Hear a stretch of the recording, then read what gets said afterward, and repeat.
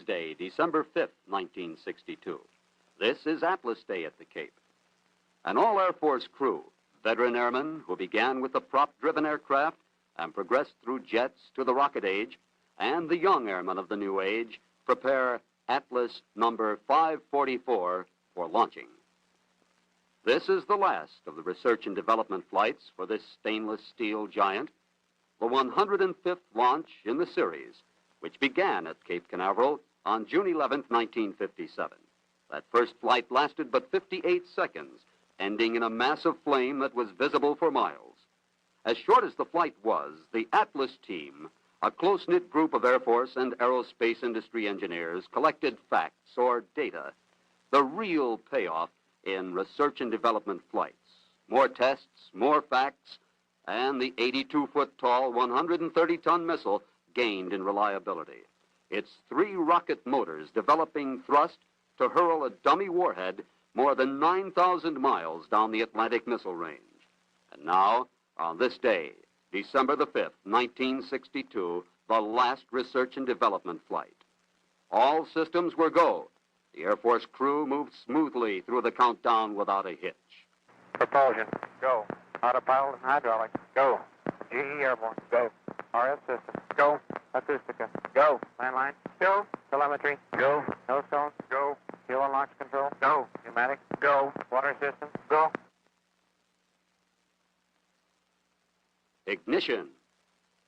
Liftoff. Atlas 544 is on its way. The accurate eyes of the camera record the even flame pattern, and the vernier engines burning on the sides of the Atlas indicate response to the guidance signals, already aiming the payload toward the proper point in space. The mighty Atlas, combat ready, a rugged, reliable deterrent weapon, operational with the Strategic Air Command. And now the Atlas programs. That is, it turns into its trajectory. Telemetry signals give the earthbound crew a real-time reading on flight progress.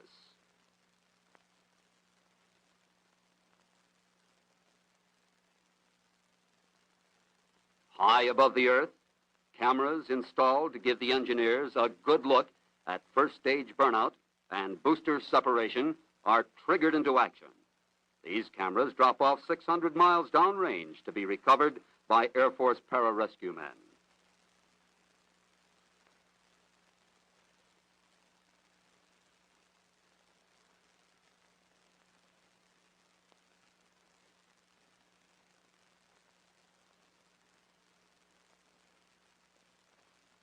The instrument-laden nose cone will be picked up 5,000 miles downrange by an Atlantic Missile Range ocean vessel.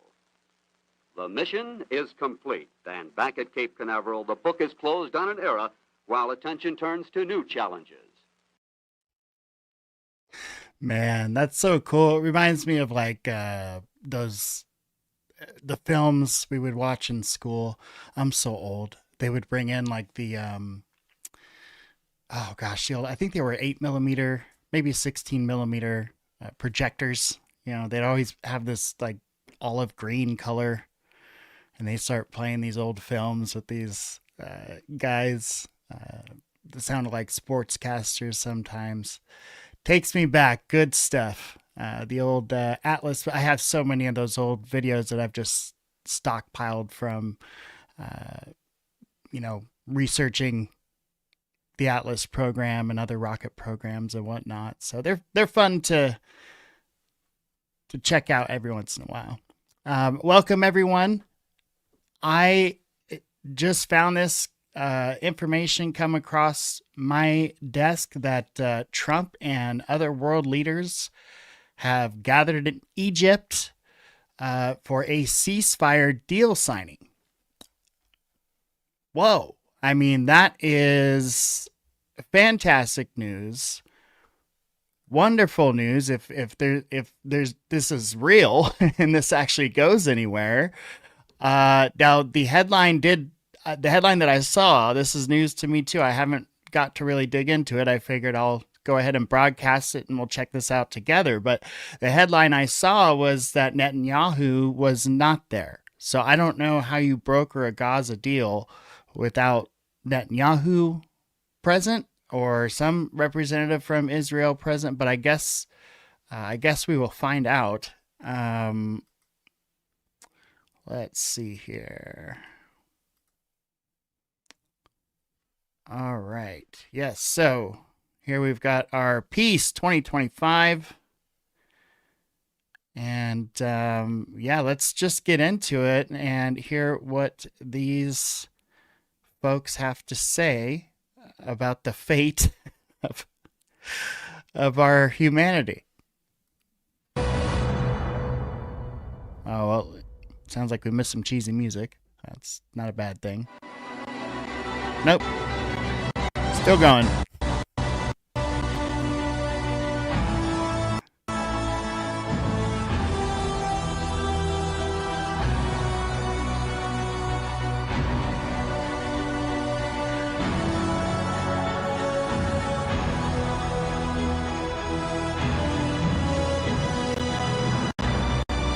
For the world, it's a tremendous day for the Middle East. And you can see that this is probably the greatest assemblage of countries in terms of wealth and power maybe ever assembled. And it's just an honor to be a part of it. We're going to be signing a document that's going to spell out a lot of rules and regulations and lots of other things. And it's very comprehensive, but we've already signed documents in the Middle East and having to do with Israel and Hamas and just about everything else. And it's really working out incredibly well. The hostages, as you know. My audio is just awful. Audio should be good, so I know it's not on our side.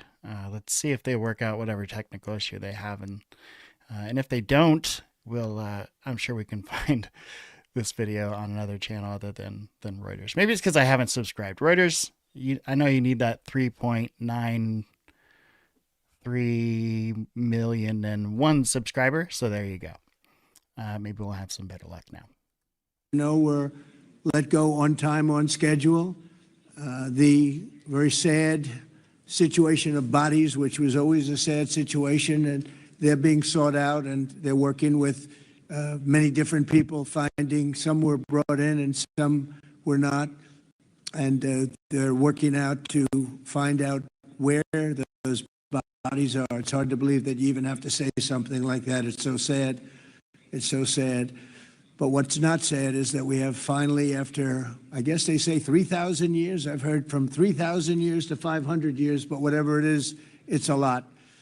But this was the one, this was the granddaddy of them all. And frankly, I thought this was probably going to be the toughest, and maybe in many ways it was, but we had a lot of good talent. Steve Witkoff, Jared, and Marco, and Pete, and General Kane was so great. John Ratcliffe was incredible. We had an amazing array of talent, and we were helped by, in particular, the countries represented at this table. I will say, Tamim, you were fantastic, and your country is unbelievable. And I don't think they give you a fair shake. They talk about you as though you're not a nice person, and you happen to be a nice person. You happen to live in a little tough neighborhood. You're surrounded by everybody. And without you, this wouldn't have happened. And I just want to thank you very much. That's Qatar. And thank you.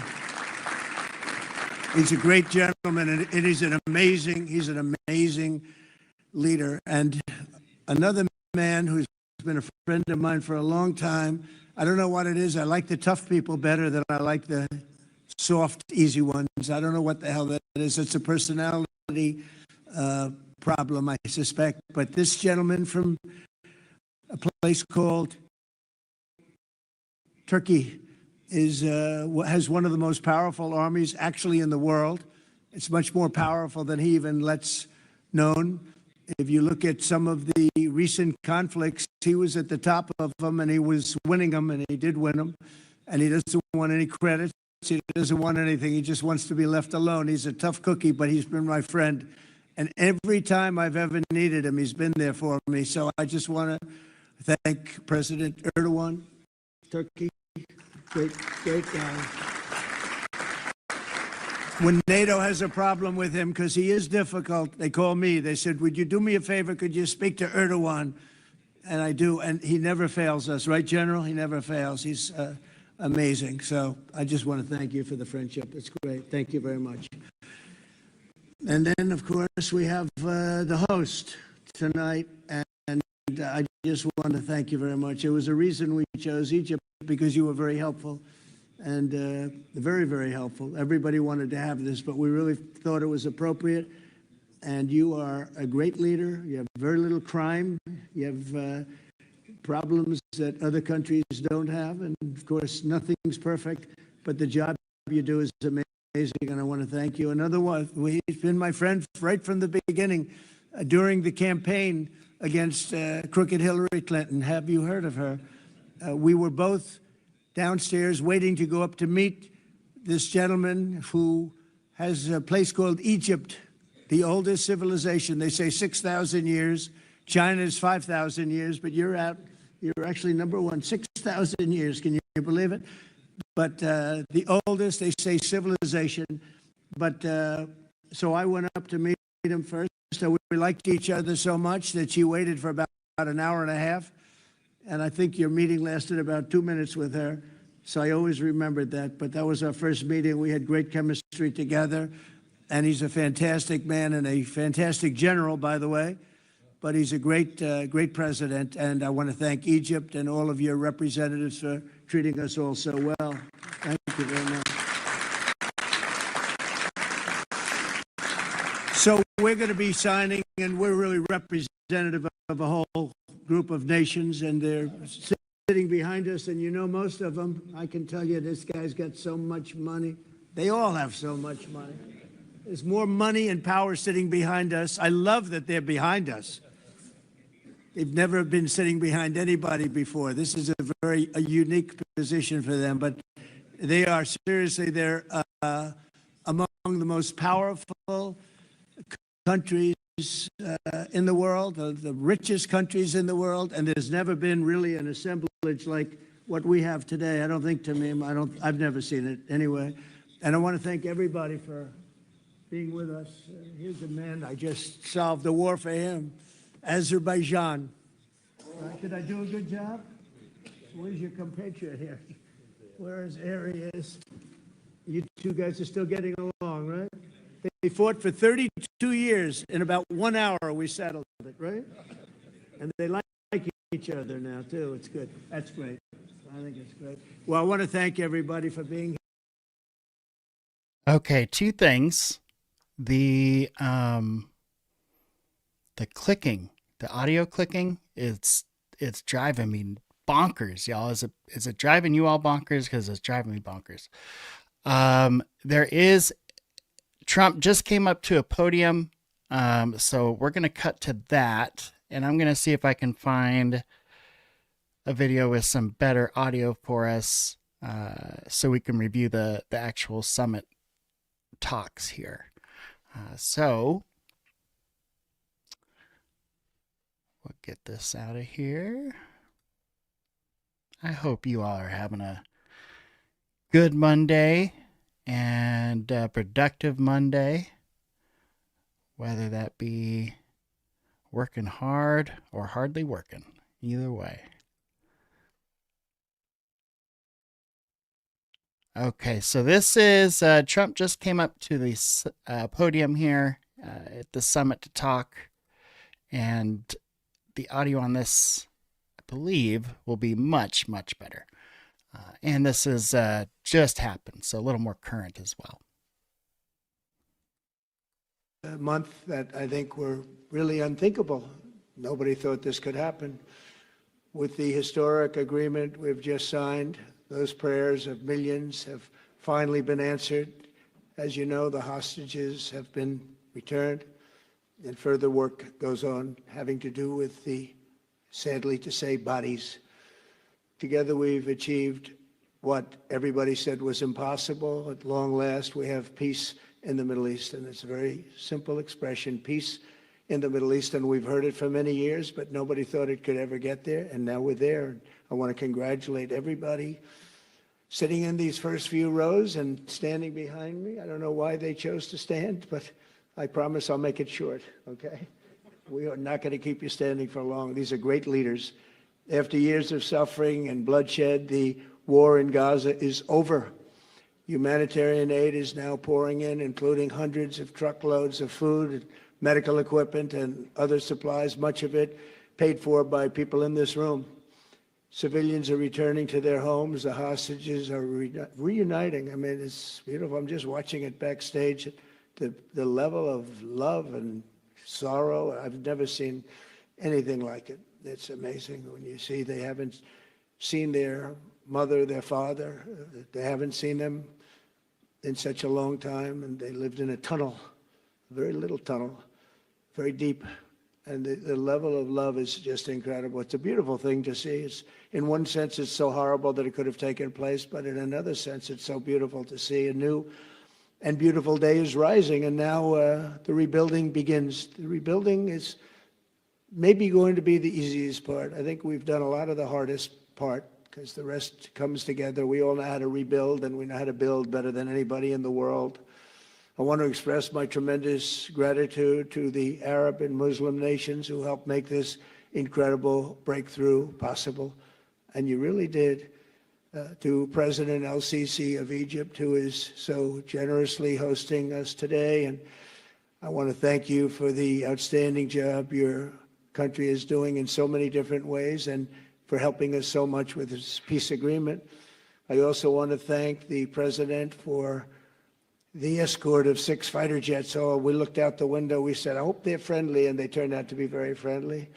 But we had 3 on each side, and they are beauties right out of the great, really American manufacturing hub. We make the greatest military equipment in the world. We have the strongest military in the world by far. And I knew exactly what those planes were, and I knew exactly how much you paid for those planes too. You paid a lot, but you got a pretty good deal. And they are great planes, and we just appreciate it. That was quite an escort in. That was very impressive. But Air Force One was really, it was covered with Egyptian desert just a few months ago. If you think about it, just a few months ago it was Egyptian desert, and now it was just a few feet off our window. And it was a spectacular sight, and I appreciate it very much. Really, that was pretty good. You got our people by surprise. I don't know if they were thrilled right at the beginning, but they were thrilled as we sailed along very, very calmly and safely. And I'm deeply honored to receive from you, Egypt's highest state honor, the Order of the Nile. The Nile is so beautiful, so magnificent. It's such a beautiful title, the Order of the Nile. Thank you very much, Mr. President. Appreciate it. Great honor. I also want to give a very special thanks to the Emir of Qatar, a man who's outstanding. He's been a friend of mine for a long time, long before politics, and he's a fantastically respected man.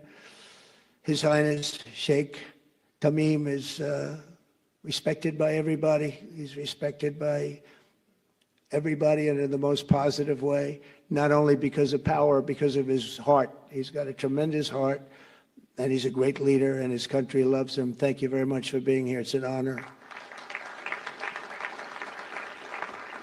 Let me also express our condolences to the Qataris on the tragic car crash that claimed the lives of your cherished diplomats, some of whom were known by our people, and they were supposed to be incredible people. So please extend our sorrow and best wishes. That was tough. That was really tough. On this extraordinary occasion, I also want to give our sincere thanks to President Erdogan of Turkey. He's always there when I need him. He's such a tough guy. He is tough as you can be, but we love him. And when they have a problem with you, they always call me to handle it. And usually I come through. We just have a good relationship, and we have from the beginning. And so I want to thank you very much and say hello to your wife, your beautiful wife. And it's great to be with you. Always there. When I need him, he's always there. Thank you very much, Mr. President. And I also want to thank, I just spoke to him on the phone, His Royal Highness Crown Prince Mohammed, Saudi Arabia, a special friend of mine. Boy, he's come so long and so far, and he's doing a fantastic job for his country. And I want to just thank him. And His Highness Sheikh Mohammed of the United Arab Emirates is here. Where? He's here someplace. Well, oh, he's not here. But he's here in spirit, I can tell you that. And he's been another one. He's been absolutely incredible, and we appreciate it very much. And His Majesty King Abdullah of Jordan, and thank you very much, King Abdul of Jordan. He's here. Thank you. Thank you. Thank you very much. And you really have been a great helper. We appreciate it. Appreciate it. Prime Minister Sharif of Pakistan, and also I have to say my favorite field marshal from Pakistan, who's not here, but the Prime Minister is here, and you're going to give his regards. Where are you? There you go. Thank you very much. Do you want to say what you said to me the other day? Come, would you like to say what you said the other day? I think it was so nice. Please. Thank you very much, my dear President Trump, my dear brother President Fatil Sisi of Egypt, Majesties, Highnesses, Excellencies, ladies and gentlemen, Assalamu alaikum, and a very good evening. Well, I would say today is one of the greatest days in contemporary history, because peace has been achieved after untiring efforts led by President Trump, who is genuinely a man of peace, who has relentlessly and untiringly worked throughout these months, day in and day out, to make this world a place to live with peace and prosperity. I would say that Pakistan had nominated President Donald Trump for Nobel Peace Prize for his outstanding, extraordinary contributions to first stop war between India and Pakistan, and then achieve ceasefire along with his very wonderful team. And today, again, I would like to nominate this great president for Nobel Peace Prize, because I genuinely feel that he is the most genuine and most wonderful candidate for Peace Prize, because he has brought not only peace in South Asia, saved millions of people, their lives, and today, here in Sharm el-Sheikh, achieving peace in Gaza is saving millions of lives in the Middle East. Mr. President, I would like to salute you for your exemplary leadership, visionary leadership, and I think that you're the man this world needed most at this point in time. World would always remember you as a man who did everything, went out of the way to stop 7 and today 8 wars. I would like to thank my very dear brother, Sheikh Tamim. He's Akh al-Shaqiq, who has really worked very hard along with others to achieve peace in this region. My very dear brother, President Tayyip Erdogan, His Majesty, King Abdullah, and of course, my very dear brother, Mohammed bin Zayed of UAE, and of course, my very dear brother, Crown Prince of Saudi Arabia, And he has also been very, very helpful and contributed very valuably in this wonderful peace process. Ladies and gentlemen, I wouldn't want to take more of your time. Suffice it to say, had it not been for this gentleman, not only, who knows, India and Pakistan are both nuclear powers. Had he not intervened along with his wonderful team, during those 4 days, the war could have escalated to a level. Who would have lived to tell what happened? And similarly, here in this part of the world, in the Middle East, Mr. President, your valuable contribution along with President Sisi, I think history will remember in golden words. I wouldn't say more, except God bless you, God give you long life to serve like this for all time to come. Thank you very much.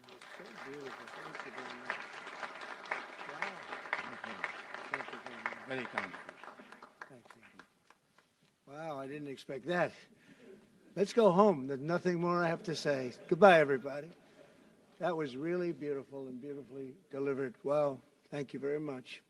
Also with us is President Prabowo, a very incredible man of Indonesia. President, come on.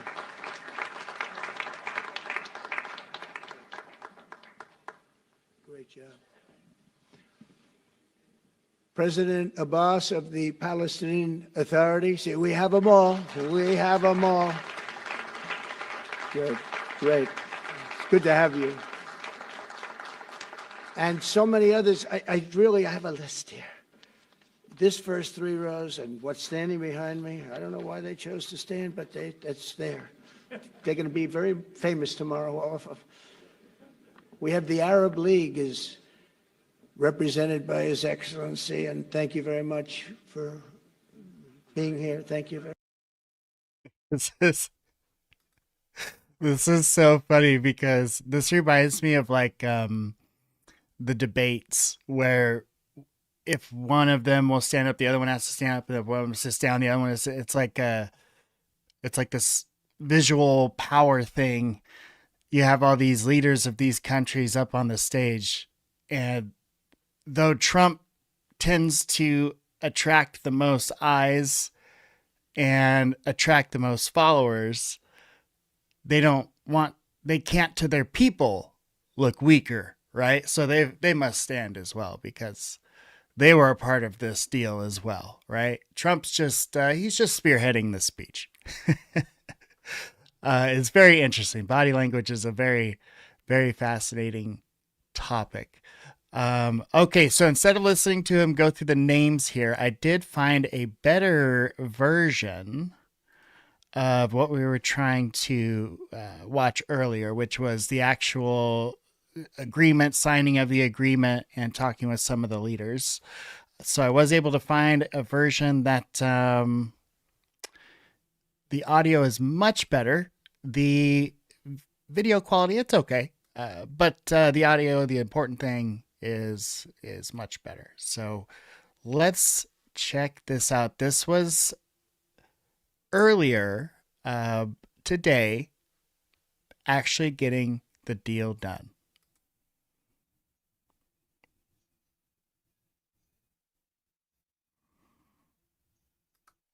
Okay, I apologize, friends. I was wrong on the audio. Let's see. Okay, it's a bunch of handshaking.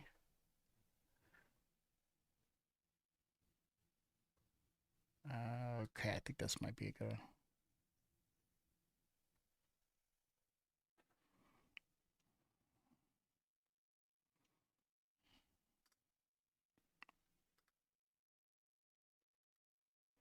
Okay, that's not a good one either. Boy, I gotta tell you,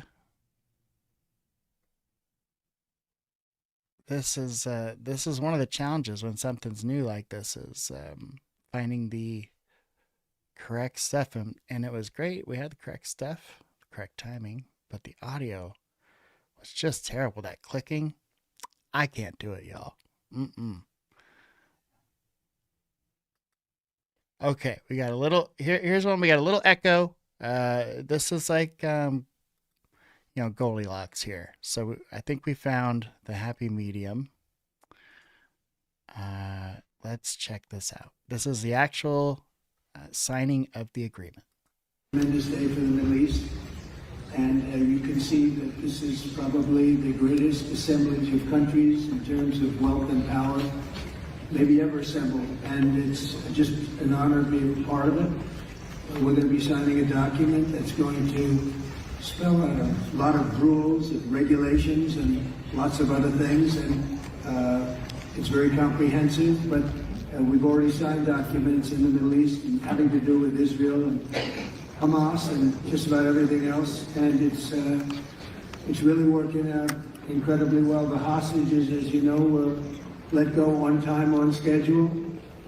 The very sad situation of bodies, which was always a sad situation, and they're being sought out, and they're working with many different people, finding some were brought in and some were not, and they're working out to find out where those bodies are. It's hard to believe that you even have to say something like that. It's so sad. It's so sad. But what's not sad is that we have finally, after, I guess they say 3,000 years, I've heard from 3,000 years to 500 years, but whatever it is, it's a lot. But this was the one, this was the granddaddy of them all, and frankly, I thought this was probably going to be the toughest, and maybe in many ways it was, but we had a lot of good talent. Steve Witkoff, Jared, and Marco, and Pete, and General Kane was so great. John Ratcliffe was incredible. We had an amazing array of talent, and we were helped by, in particular, the countries represented at this table. I will say, Tamim, you were fantastic, and your country is unbelievable, and I don't think they give you a fair shake. They talk about you as though you're not a nice person, and you happen to be a nice person. You happen to live in a little tough neighborhood. You're surrounded by everybody. And without you, this wouldn't have happened. And I just want to thank you very much. That's Qatar. And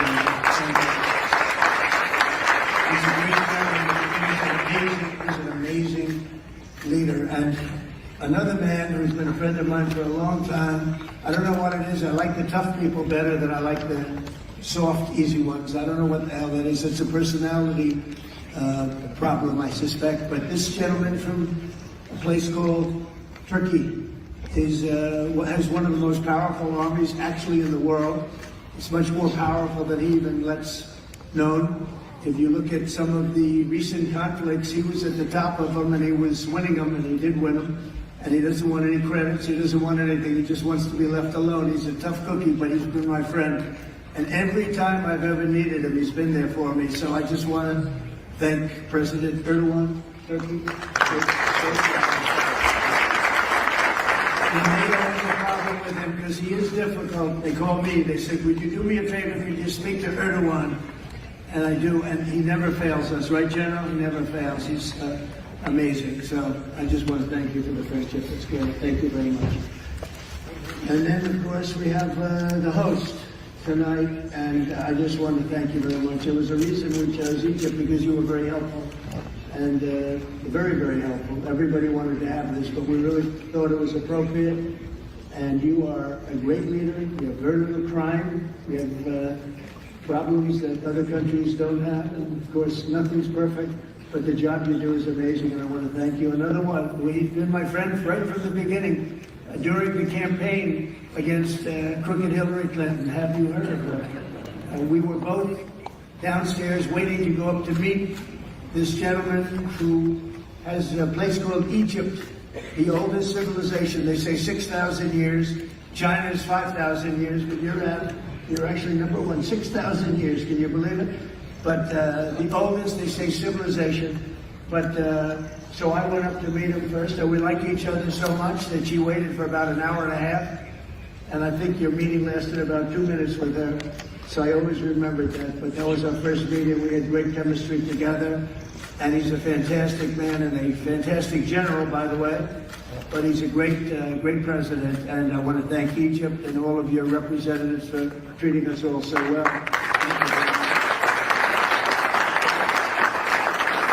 So we're really representative of a whole group of nations, and they're sitting behind us, and you know most of them, I can tell you this guy's got so much money. They all have so much money. There's more money and power sitting behind us. I love that they're behind us. We've never been sitting behind anybody before. This is a unique position for them, but they are seriously, they're among the most powerful countries in the world, the richest countries in the world, and there's never been really an assemblage like what we have today. I don't think I've never seen it anyway. And I want to thank everybody for being with us. Man, I just solved the war for him. Azerbaijan. Oh, is that you now? Where did you come take it? Where is there he is? You guys are still getting along, right? We fought for 32 years, and in about 1 hour we settled it, right? And they like each other now, too. That's great. Look, I want this so bad I can taste it. Since childhood, as far back as my memory can go, peace in that region, peace in the Middle East was like this unattainable fantasy. If this deal's legit and they can finally put the past behind them in this region and maybe start working towards moving forward, finally, that would be something else. But what's so interesting here, and you see it scrolling across the bottom, the leaders of the two nations that are, technically at war. I don't know how much fighting back the Gaza side is able to do anymore, or the Hamas side is able to do anymore, but the two factions that are actually firing shots at each other are not in the room for the peace talks. Now, Netanyahu says it's for the Jewish holiday. I've been digging. I haven't been able to find a reason why anyone from Hamas's leadership hasn't been represented here.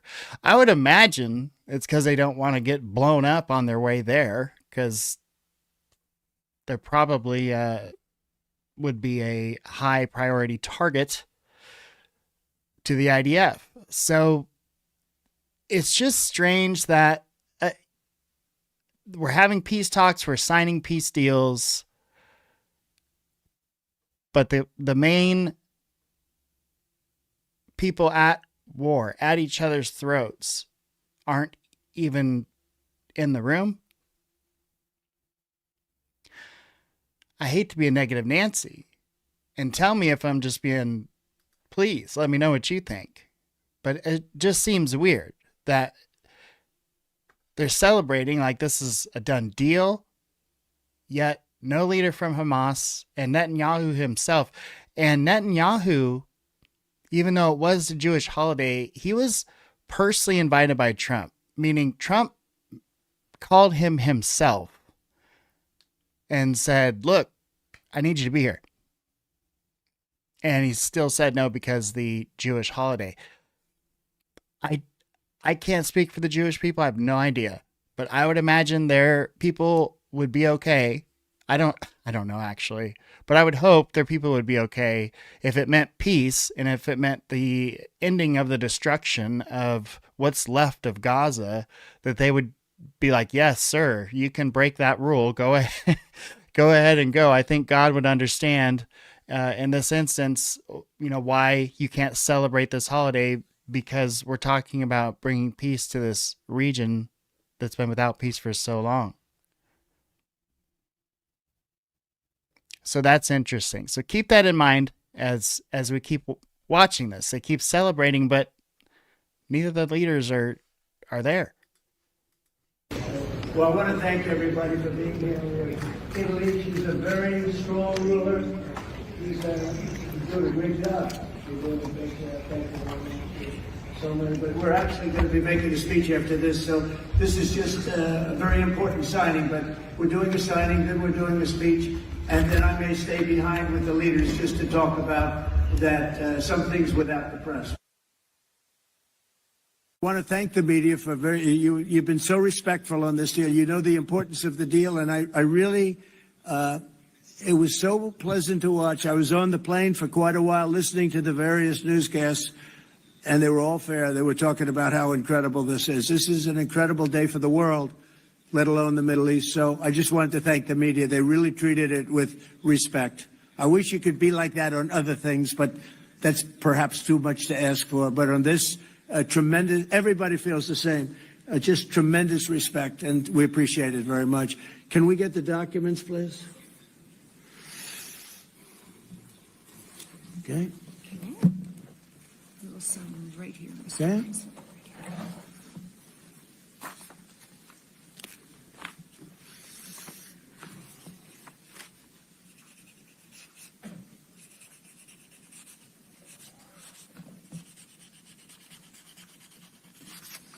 Okay.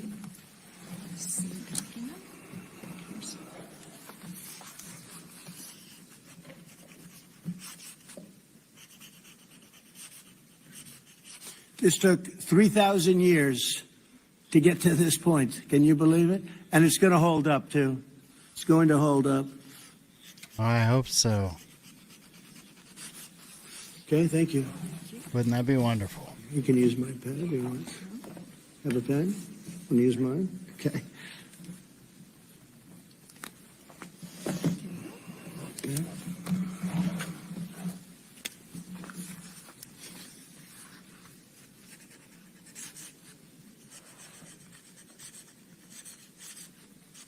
November 13th, 2025. Okay. This date could possibly be a very important date in history.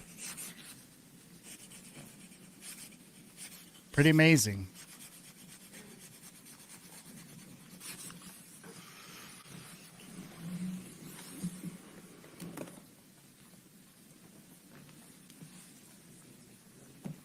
We've had all the hostages released.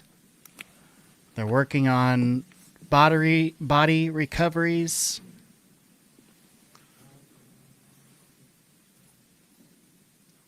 I'm not sure what the, shelling or attacking situation on the IDF side is. I hope that they have done a complete ceasefire. They say they've done a complete ceasefire. Complete ceasefire, all bodies returned. And now we have a potentially a signed deal.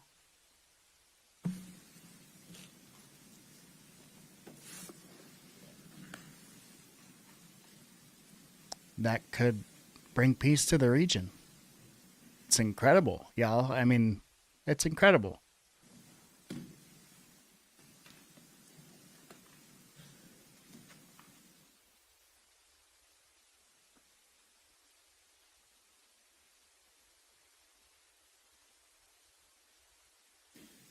So we're all going through and signing the bill. Well, I don't think it's a bill. I think it's an agreement. But I think we're going to hold it up. I don't hold up the signature page, yeah.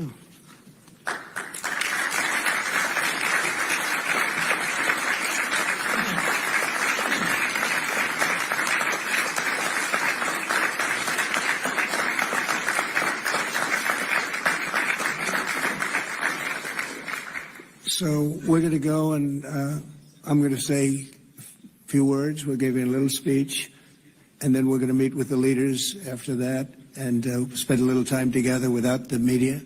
The media is invited to the speech.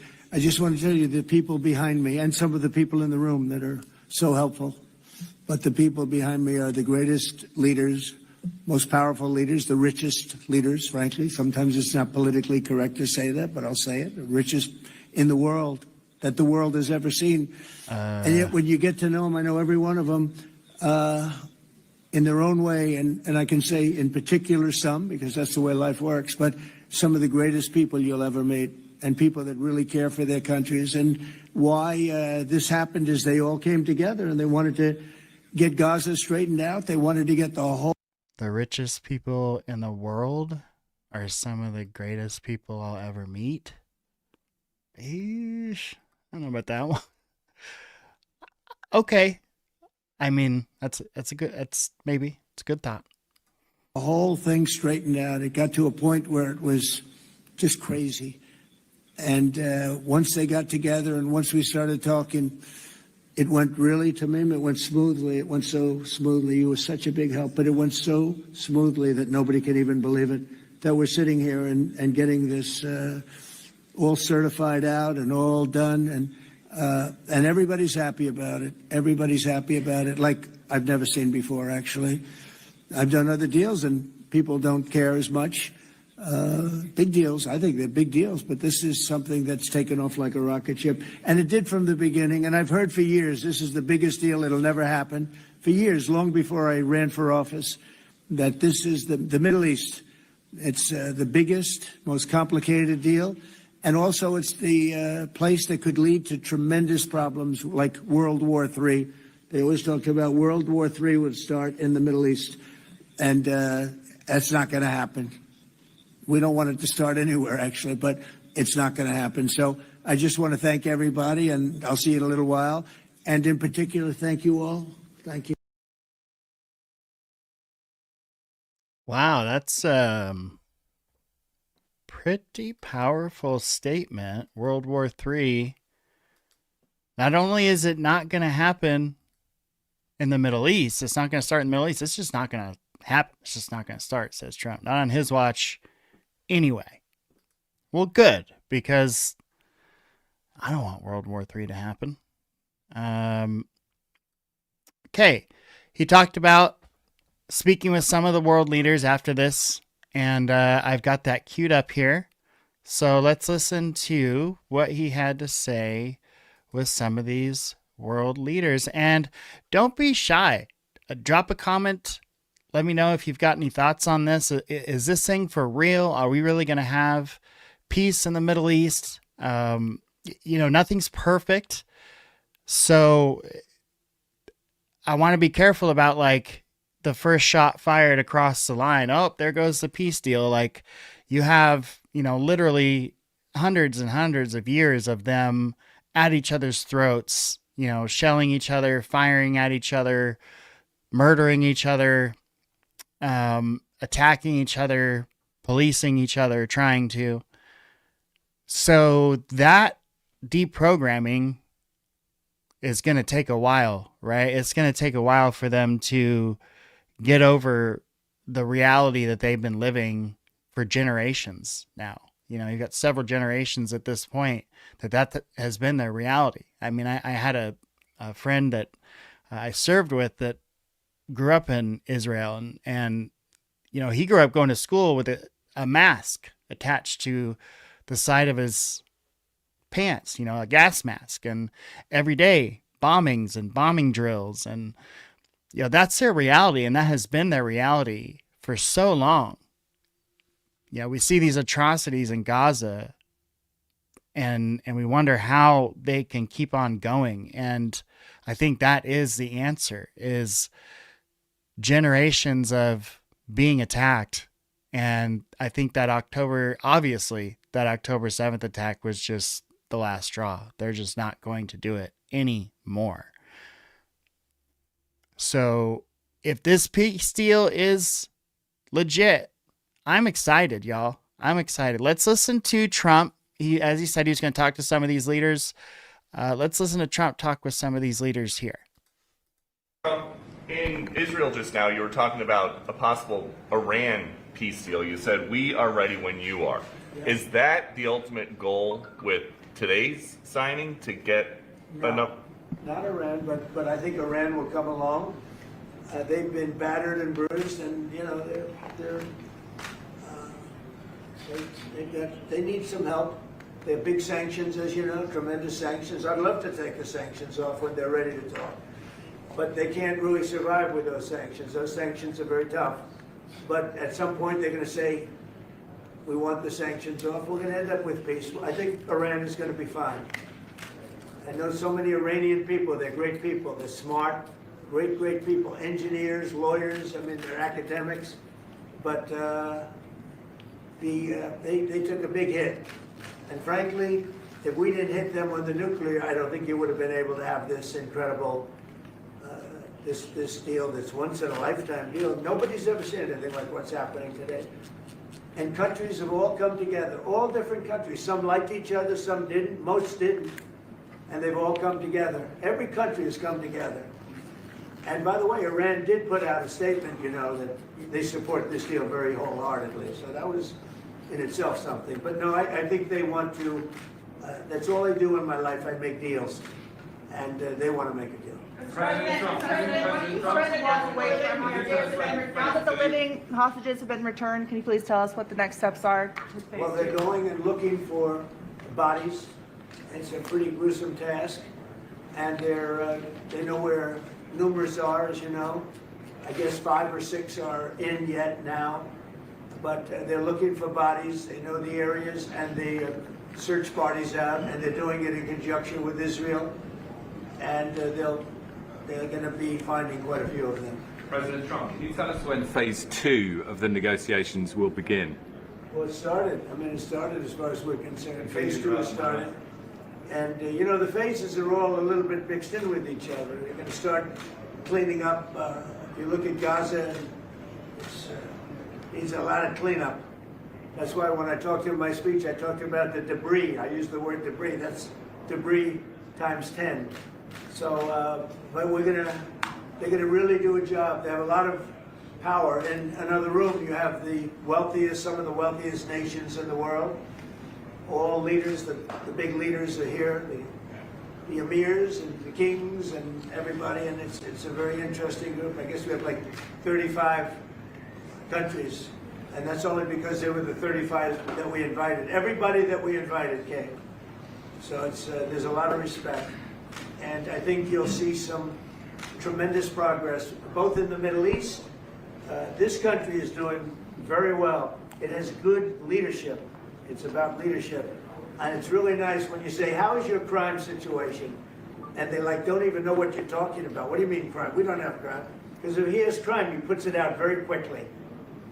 Some people think that's not nice, but I think it's great. Because people don't want to be mugged and smashed, and they don't want to be stupid people. They have a place that is doing very well. We're very proud of it, because we knew each other from the beginning. The first time I met, it was in a hotel, and I was going to meet him, and then Hillary Clinton was following me. Remember? Hillary Clinton. And he liked me so much, he never even got to see Hillary. He saw her for about 2 seconds. But he didn't really want to waste a lot of time. He knew what was going to happen. But that was the first time we met, and we had a very good chemistry together.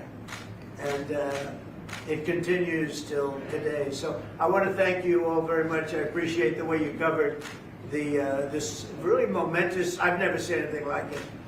The level of love, the level of respect for what it is. And it's, you know, it's peace in the Middle East, and everybody said it's not possible to do. And it's going to happen, and it is happening as before your very eyes.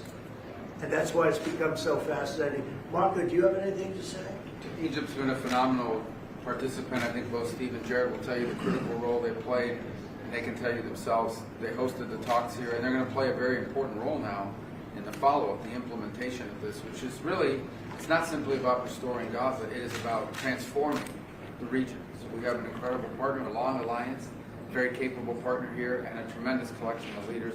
This is clearly, in my mind, I think in the mind of everyone in this room, probably one of the most important days for world peace in 50 years. And that's not an exaggeration. Only 50?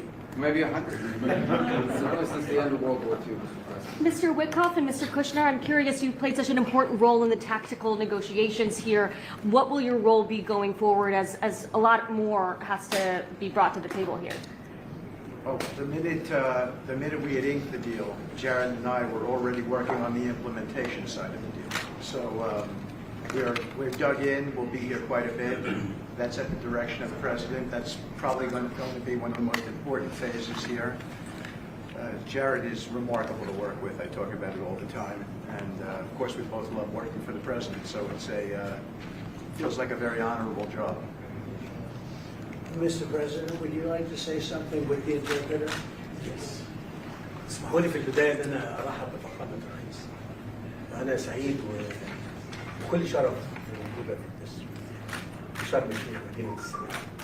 يسمح لي بفخامة الرئيس أن أنا اسمي واسم كل المصريين ويمكن حتى لكل محب السلام أوجه لك التحية والاحترام على تحية هذا الإنجاز الرائع والعظيم. Well, first of all, Your Excellency, I welcome you to Egypt. It's a great pleasure and an honor to have you with us here in the city of peace, Sharm el-Sheikh. Allow me also to extend, on behalf of all Egyptians and peace lovers around the world, salute, the appreciation, and the respect for this unprecedented and momentous accomplishment by your hands. أنا كنت متأكد فخامة الرئيس أنك الوحيد القادر على تحقيق هذا الإنجاز. I've been very confident that Your Excellency is the only one who is capable of bringing this about and bringing an end to this war. وأنا في خلال اتصالي بفخامة الرئيس ذكرت له ذلك قلت لفخامة الرئيس أنت وحدك القادر على تحقيق السلام في منطقتنا. I even said that very precisely during my communication with Your Excellency, that you are the only one who is able to bring about peace and to achieve peace in this part. بشكرك فخامة الرئيس. I thank you, Mr. President. ولكن عايزين نستكمل نثبت إطلاق النار ونثبت الصراحة كل الرهائن وحتى يعني للأسف الجثث المتبقية في أسرع وقت عشان تسلم إلى ذويهم في إسرائيل ثم إدخال المساعدات ونستكمل باقي المراحل. And what we need to do now is to fixate the ceasefire and make sure that it maintains and sustains, that we can deliver all of the remaining, the bodies of the deceased to their families, and this is very important, to bring in more humanitarian assistance into the strip, and working very closely on following up the rest of the steps that should be taken to make this successful. Mr. President, you did very great. Thank you. That's very nice. Thank you. He's a good man. He's a good man. We're with him all the way. Will he be on the Board of Peace, sir? I'd like to have him on the board. I'd like to. We may need an interpreter, but that's okay. As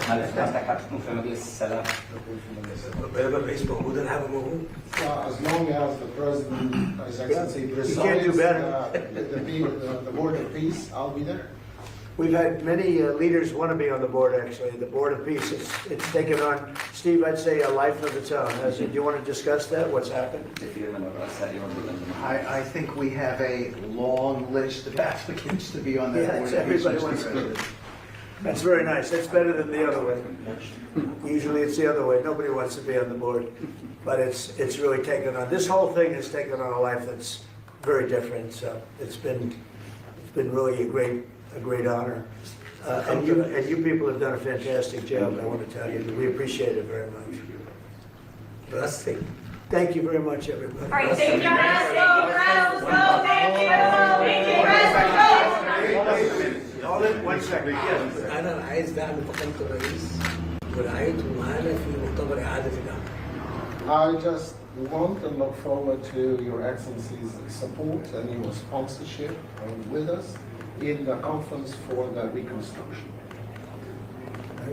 Thank you. 100%. Thank you. Thank you, everybody. All right, thank you, Brad. You guys, let's go. Thanks, guys. Let's head out.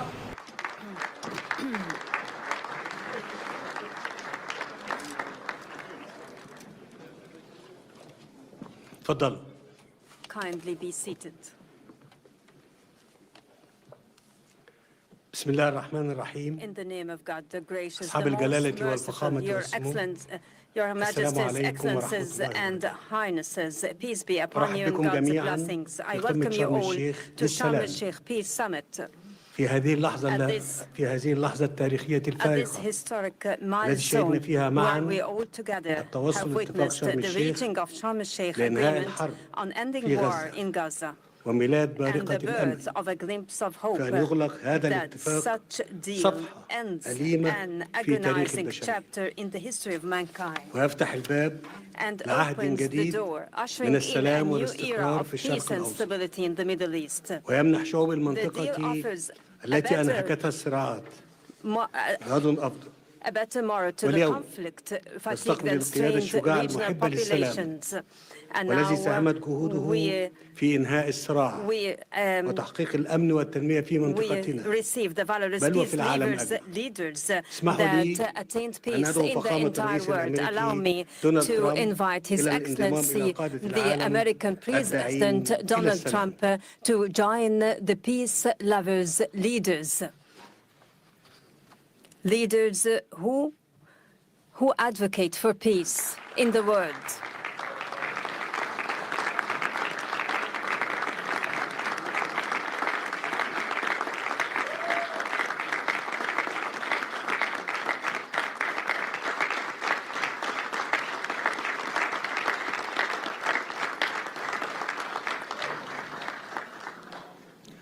وأود أن أعرب عن تقديرنا البالغ لكم وقيادتكم our الحكيمة لتلك profound المسيرة في ظل ظرف appreciation بالغ الدقة بما انعكس Your في Excellency طرح خطتكم at this critical لإنهاء circumstance هذه الحرب reflected in your المأساوية proposed plan for ending والتي this حصلت معها tragic الإنسانية a الكثير. war during which humanity وأود أن incurred أشكر significant شركائنا losses. I في would الولايات like المتحدة to thank وتركيا our وقطر partners in على جهودهم United المخلصة States, Turkey and Qatar وأعيد for التأكيد their على dedicated دعمنا efforts, وتطلعنا and I لتنفيذ reiterate هذه our الخطة support and بما aspiration to يخلق the الأفق execution of السياسي this اللازم plan, creating the essential لتنفيذ حل political الدولتين horizon for the باعتباره السبيل implementation of the الوحيد two-state نحو solution, تحقيق for الطموح it is the only المشروع pathway to the للشعبين fulfillment of the الفلسطيني legitimate ambition of both والإسرائيلي Palestinian في and طي the صفحة Israeli الصراع peoples, والعيش بأمان. turning over the conflict page لقد and safely أثبتتم live. فخامة الرئيس Excellency President, أن you القيادة have الحقيقية ليست في demonstrated شأن that genuine الحروب leadership وإنما doesn't في mean القدرة war على waging, إنهائها. rather the ability ونحن to على bring it to a ثقة halt. في We قيادتكم trust لتنفيذ your الاتفاق الحالي leadership that is capable وتنفيذ to carry خطتكم out the current deal بكافة and to مراحلها. execute your فخامة entire الرئيس، staged plan.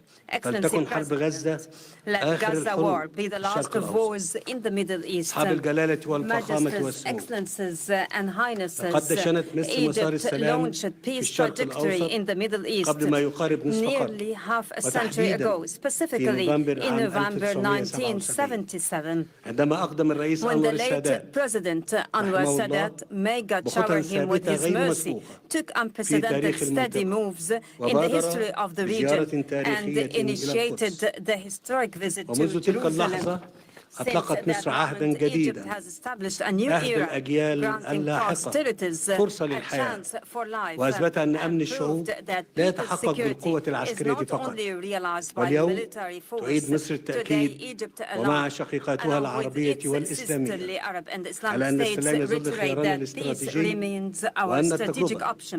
أثبتت على مدار Experience العقود showed over the الماضية past أن decades هذا الخيار that this لا option يمكن أن cannot be يتأسس founded إلا على العدالة except through والمساواة في justice and الحقوق. equal rights. من هذا المنطلق Based on this, وإذا كانت شعوب and المنطقة وما if the زالت whole regional populations تنعم have always جميعها been بحقها في relishing دولها the right الوطنية to their المستقلة independent nations, فإن الشعب the الفلسطيني ليس Palestinian استثناء people is not an هو أيضا exception. له حق They too have the فأن right يقرر مصيره to وأن self-determination يتطلع and إلى to مستقبل aspire for a لا future يخيم عليه where شبح war الحرب doesn't loom over. وحق في أن Own ينعم the right بالحرية to enjoy والعيش في freedom دولته and to live المستقلة in their دولة independent state. تعيش A جنبا state إلى جنب that lives مع side by إسرائيل side with في Israel سلام in وأمن peace, واعتراف security and متبادل. mutual recognition. إن السلام Peace لا تصنعه is not الحكومات only وحدها crafted by governments تبنيه but الشعوب. also by حين built تتيقن by peoples أن when خصوم they الأمس realize that يمكن أن yesterday's يصبحوا rivals could be شركاء الغد. tomorrow's partners. وأنني إذا أغتنم I هذه avail المناسبة this opportunity لأتوجه بنداء إلى شعب to إسرائيل appeal وأقول to the Israeli people. فلنجعل I هذه say, اللحظة let us التاريخية turn this historic بداية moment جديدة into a new لحياة beginning of justice and peaceful coexistence prevalent life. Allow us to look forward together to a better future for the sons of our nations. Together, stretch out our hands for our cooperation towards a just and durable peace for the entire regional populations. Excellency President Trump, let us pause at the scenes of overwhelming relief and happiness, whether down the streets in Gaza or in Israel alike, or in the entire world, after reaching the war-ending agreement. Thanks to your wise initiative, it is another evidence to the people's corruption is peace. We value as well your interest in resuming life in Gaza. Egypt will work with the United States and in coordination with all partners during the forthcoming days to lay down the common ground for proceeding towards the strip reconstruction without delay. In this context, we are willing to host early recovery, reconstruction and development conference.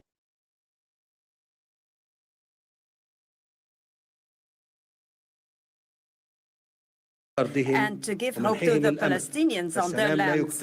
Peace cannot be completed until hands are extended for rebuilding in the aftermath of devastation. Majesties, Excellencies, and Highnesses, we look ahead to a bright future to our region, as its cities are built on hope rather on burying the memories of its inhabitants under the rubble. We have a unique and historic opportunity at hand. It might be the last to come to a Middle East free from whatever menacing its stability and progress. A Middle East where its populations relish peace and decent existence within its secured borders and safeguarded rights. A Middle East that is invincible to terrorism and radicalization. A Middle East free from mass destructive weapons. This is the very new Middle East that Egypt envisions to be embedded in collaboration with regional and international partners.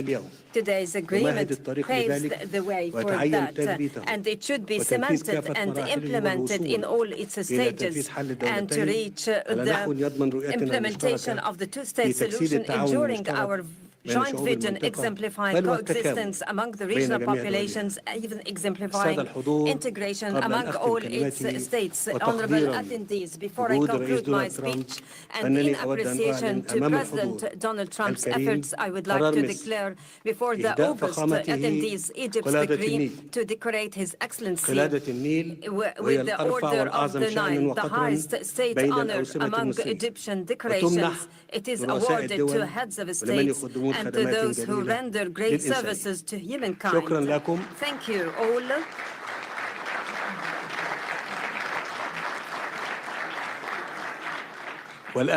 Now I invite the honorable guest to deliver his speech. Excellency President Trump, kindly proceed. The floor is yours.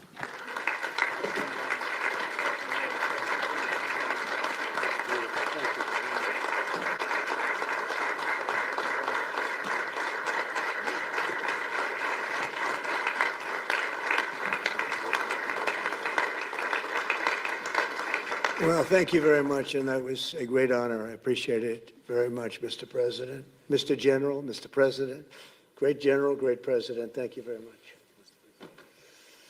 This is the day that people across the region and around the world have been working, striving, hoping, and praying for. They have done things over the last month that I think were really unthinkable. Nobody thought this could happen.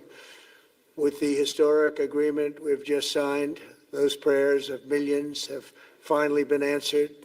As you know, the hostages have been returned, and further work goes on having to do with the, sadly to say, bodies.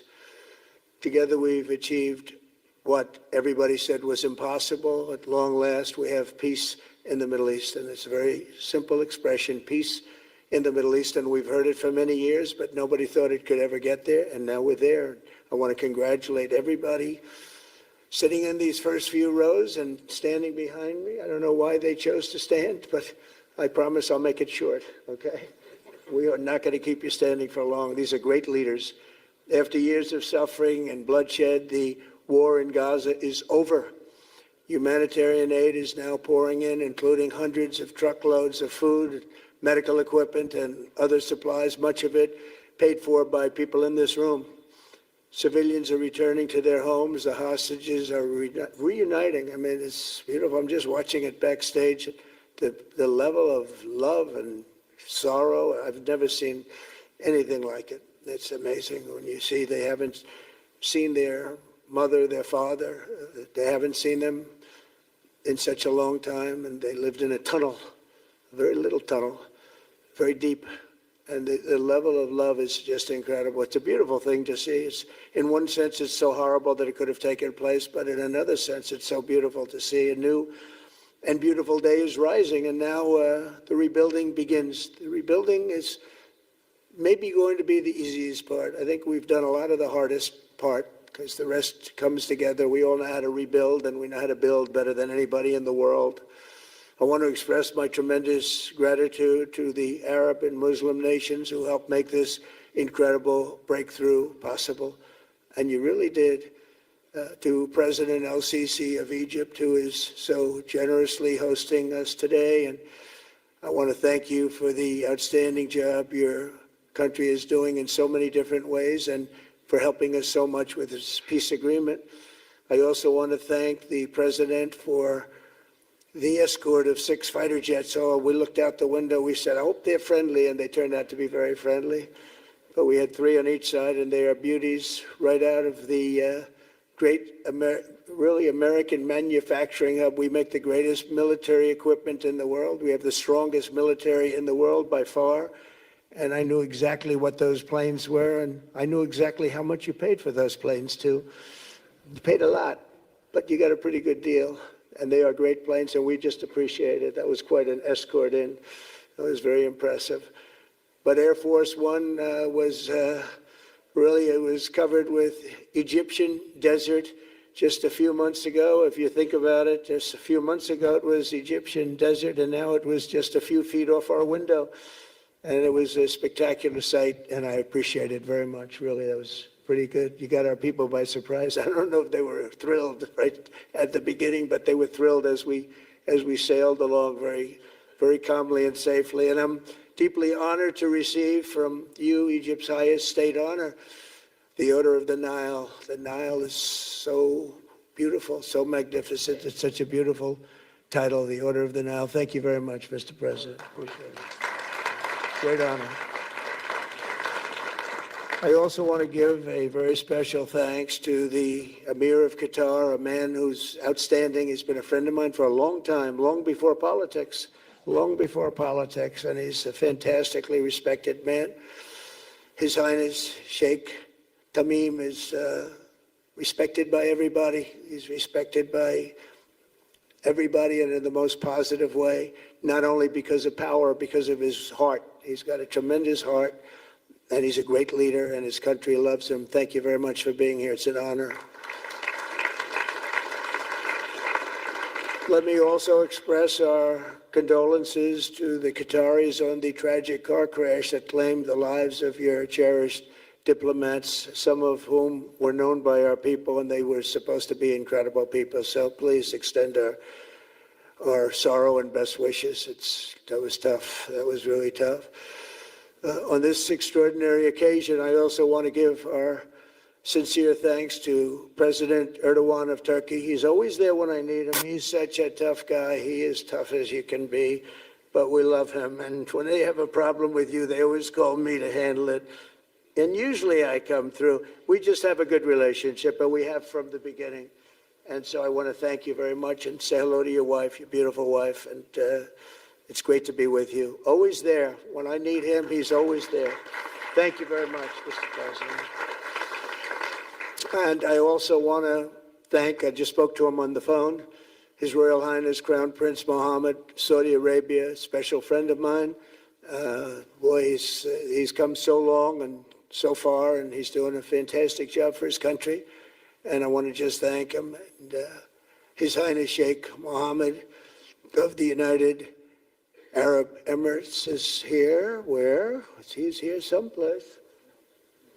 Well, oh, he's not here, but he's here in spirit. I can tell you that. And he's been another one. He's been absolutely incredible, and we appreciate it very much. And His Majesty King Abdullah of Jordan. And thank you very much, King Abdul of Jordan.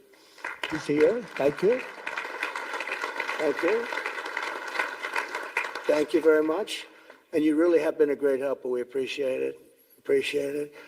Prime Minister Sharif of Pakistan. And also, I have to say, my favorite field marshal from Pakistan, who's not here, but the Prime Minister is here, and you're going to give his regards. Where are you? There you go. Thank you very much. Do you want to say what you said to me the other day? Come, would you like to say what you said the other day? I think it was so nice. Please.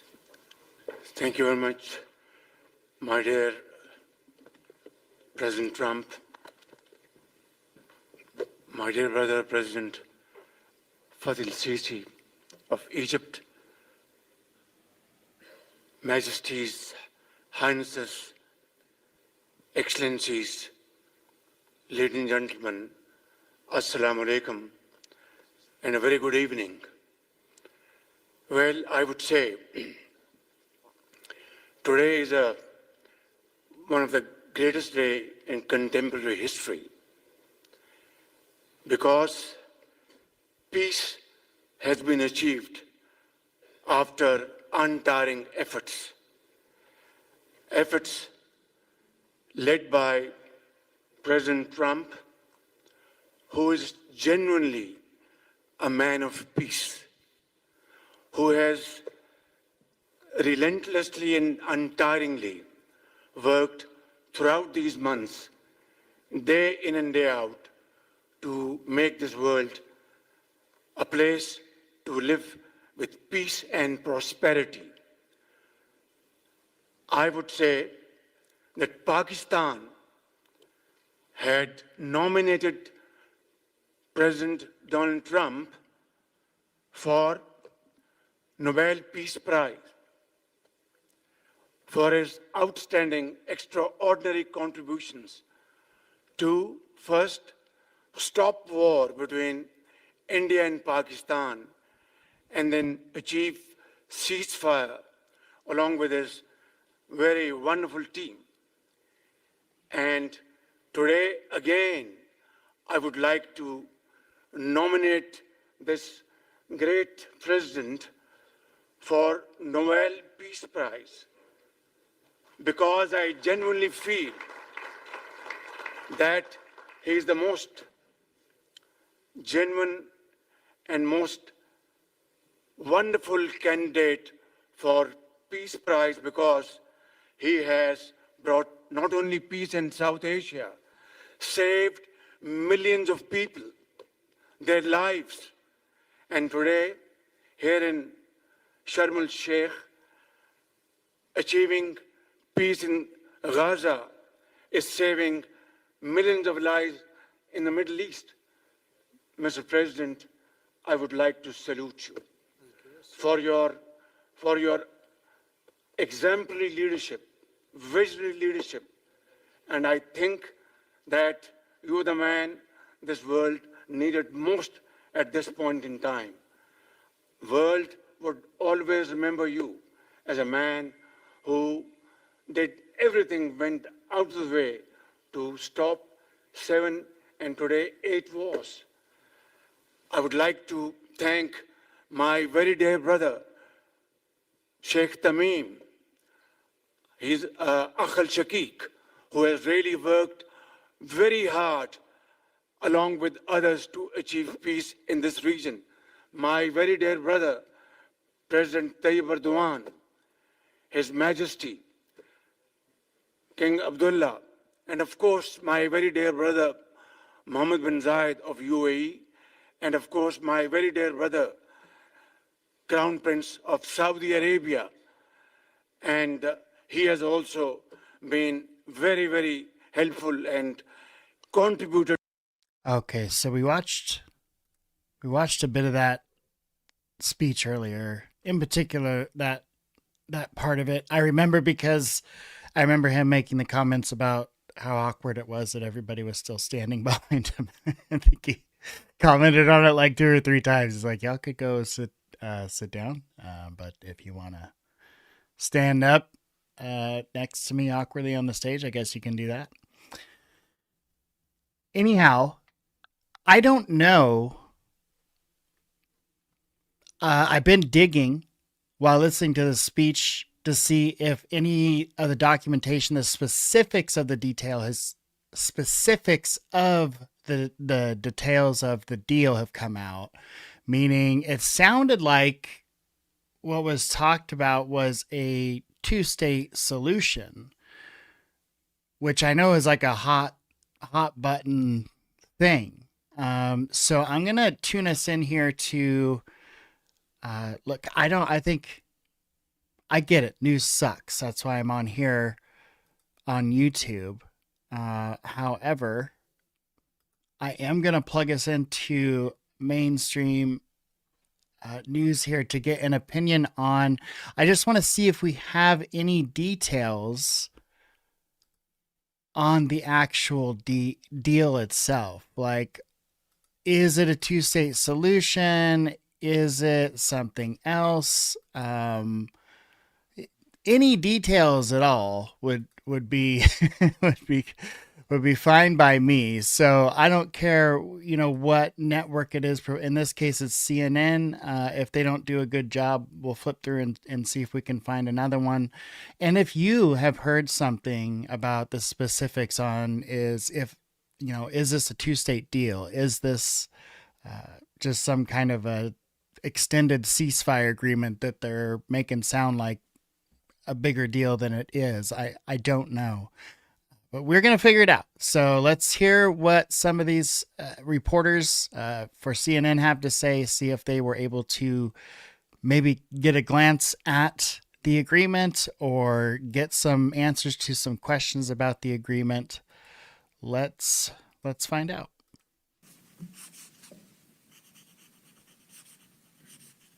This took 3,000 years to get to this point. Can you believe it? And it's going to hold up, too. It's going to hold up. Let's get back to Caitlin. He was just wrapping up with some of the things we heard him say time and time again as he's had microphones throughout the day, Caitlin. But again, just the importance, I mentioned the imagery, and then, of course, the substance, which is, we believe, as you said, signing on to this 20-point deal, which even though we don't know what is going to really come next, what's going to take hold, just the idea of all of these people in one room in Sharm el-Sheikh signing on to any document is a very big deal. Yeah, and this is something that Steve Witkoff, one of the president's top aides, hammered out the details of what those 20 points were going to look like. I mean, we saw draft versions where small things were changed or some points were entirely crossed out as they were working on this. And the president joked before he left here in Israel that, given how late he was, maybe these world leaders would leave and they wouldn't wait on him to sign these documents. He showed up more than 4 hours late, Dana, but obviously they are all still there, including the ones who helped broker the seal at the table, leaders from Qatar, from Egypt, from Turkey, sitting with the president, as they were the ones who helped really get this deal over the line last week when the president came out on Thursday and confirmed that the ceasefire had been agreed to, and obviously we saw it take place, and then leading to that culmination with the 20 hostages who are still alive being released from Hamas's captivity today for the first time in over 2 years. And while certainly there are many steps ahead with the rest of what this plan that the president has envisioned and that he has gotten these other world leaders to sign on to looks like, one thing that he was referencing there is that there's been moments before where someone was unhappy with an agreement or someone didn't like part of it. The president feels like he has accomplished in this where at least there are leaders from the Arab world in agreement with this, and as they have been pushing for it. I still think there are questions, as we heard Prime Minister Netanyahu say earlier. He is committed to this peace, exactly what that's going to look like, because there are parts in this peace deal that Netanyahu doesn't agree with, including the formation eventually of a Palestinian state, something that he was just ruling out, Dana, a month ago when he was in New York. And so obviously a lot of things to watch closely here. But the president clearly emboldened by today and relishing in this moment of what was a huge foreign policy goal of his when he re-entered the Oval Office. Yeah, and has been a foreign policy goal for President. That was exactly my thing. I was pretty sure Netanyahu was not down with a two-state solution. And then when they were speaking earlier, it sounded what they were talking about was a two-state solution, or eventually a two-state solution. So now Netanyahu not being there because of a Jewish holiday now, stinks even a little bit more. So we got no leaders from Hamas there, no leadership from Israel there. The Hamas side I can understand, but when Trump himself calls Netanyahu and he still doesn't show and says it's because of Jewish holiday, I mean, they don't have someone else they could send, maybe a non-practicing Jewish person that would mind going. I don't know. It just seems, it seems like a lot of show, and I hope that's not the case, but it seems like a lot of fluff, and we still don't really know the details of the actual detail. I'm sorry, the details of the actual detail. The details of the actual deal, we still don't know. And if one leader, who's not there, by the way, is completely against a major part of that deal, which is a two-state solution, I think we're going to have a bit of a problem on our hands, folks. I don't know. You tell me. And for decades, obviously this time is very different because there was very much a hot war, and that has now, for the time being, and hopefully for a very long time, has come to an end. Caitlin, thank you so much for being here. Appreciate it. Now to my panel, Kim Dozier, I'm going to start with you because let's talk about why all of those world leaders together at that summit signing on to this is so critical for what happens next. Because Hamas is certainly degraded, but they're not gone. We are already getting reports of some violence inside Gaza, and this has to do with Hamas going after those who dared to sort of speak up against them during while the war was going on. And in order for something to stick, all of the people in that room have to have skin in the game. I don't mean troops, but effort with economic aid and at least using their power to make something happen. Yeah, look, I can walk you through chapter and verse all of the reasons why this will probably fall apart very soon. Let's not do that. But what President Trump is trying to do in that room with that Peace 2025 banner is bind everyone together into this promise that we are all going to use our influence, our nation state power to make this happen. It is also a signal to Israeli Prime Minister Netanyahu that you will not annex Gaza. Your troops may never leave this buffer zone, but you're not going to make Gaza part of Israel. So it's a dual message, and it also hopefully creates the momentum that pushes people over the line on some of the hard questions like who's going to give their troops to go into this dangerous buffer area where they might be under fire from Gaza, Palestinian Islamic Jihad, or caught in between this internecine warfare between warring Palestinian factions that's now breaking out? There are the list of reasons to be pessimistic is extremely long, but there are certain fundamental things in place right now that should give us real, genuine reasons to feel like something is possible. I mean, for starters, Iran is severely weakened, and Iran was the force that made Hamas possible, that made Hezbollah possible. Israel has very good reason to feel self-confident right now as it enters into these negotiations because it has demonstrated its superiority in the region. I think back to the 1990s and what happened that made peace possible, a peace process possible then. So you had the collapse of the Soviet Union, much like the collapse of Iran. You had an American president who was much more popular than any Israeli politician in Israel. Trump is able to speak over the heads of the Israelis, and he gives them an incredible amount of confidence that he has their back. I mean, just look at one example of if you were sleeping and you weren't up to see this or haven't seen it on social media, just just one example of what happened inside the crowds on the streets of Israel when President Trump was there earlier today. The crowds all thanking him. I think we have that to play. Let's play it now. After 2 harrowing years in darkness and captivity, 20 courageous hostages are returned. Thank you, President Trump, for that.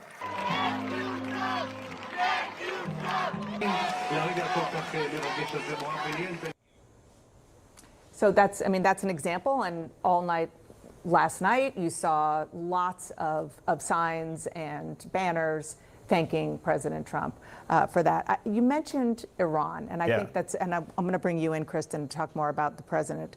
But not to talk shit, but that was an awful cut.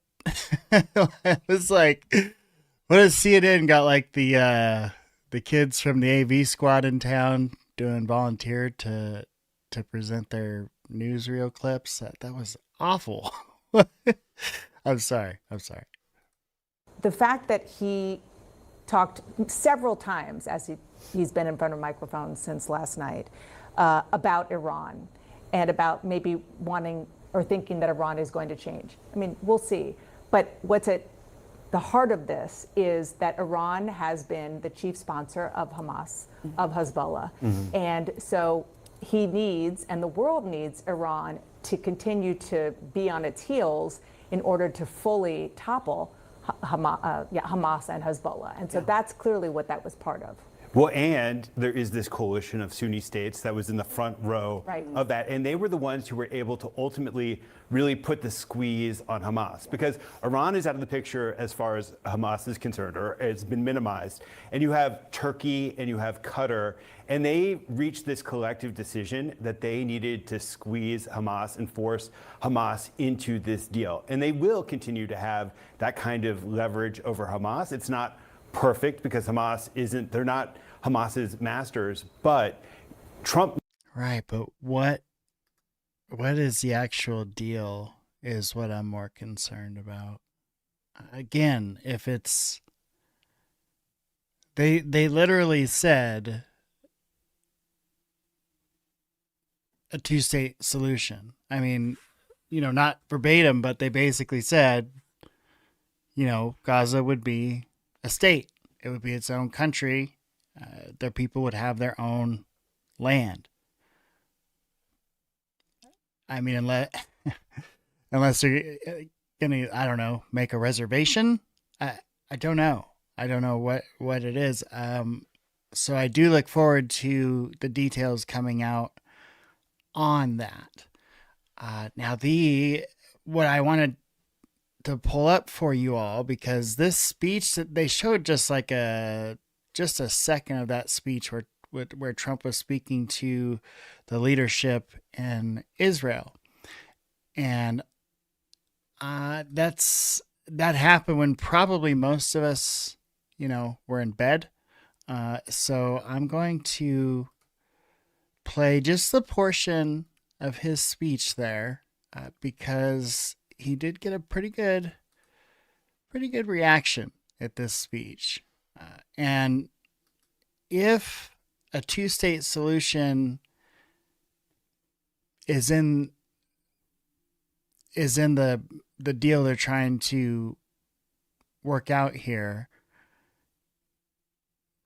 then he's going to need more than just Netanyahu on his side. So hopefully he's convinced enough of these folks in leadership in Israel to where maybe they could help put the pinch on Netanyahu to some kind of a two-state solution. But it just sounds ridiculous if there's just this one group of small group of people that are saying, no way, we're not going to do two-state solution no matter what. And they're holding up peace for literally thousands of people. Millions of people. So it's interesting. It's an interesting game that he's playing here. He's playing it pretty well. If that's his goal, if the goal is to get Israel to be okay with a two-state solution, then he's doing the things that he would need to do. So at any rate, I'm sorry. Let's listen to him give this speech, because as I understand, it did get some pretty good reactions. The United States of America, His Excellency, Donald J. Trump, to address the Knesset. Yeah, and I don't know, His Excellency, that must be like maybe a European thing, a Middle Eastern thing. I'm not sure, but I've heard him referenced as Excellency a couple of times, so it's pretty interesting.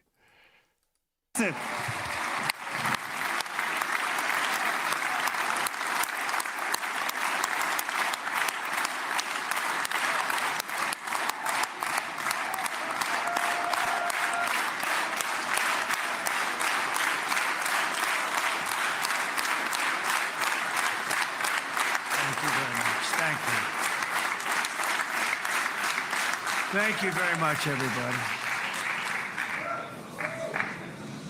It's a great honor. Nice place. Very nice place.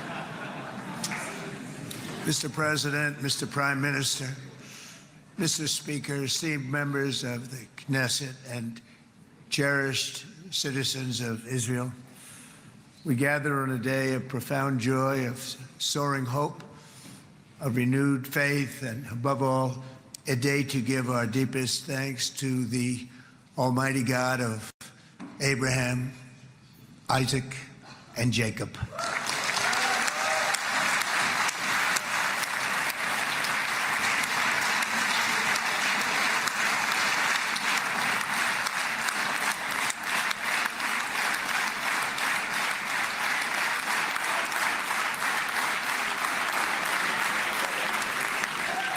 After 2 harrowing years in darkness and captivity, 20 courageous hostages are returning to the glorious embrace of their families, and it is glorious. 28 more precious loved ones are coming home at last to rest in this sacred soil for all of time. And after so many years of unceasing war and endless danger, today the skies are calm, the guns are silent, the sirens are still, and the sun rises on a holy land that is finally at peace, a land and a region that will live, God willing, in peace for all eternity.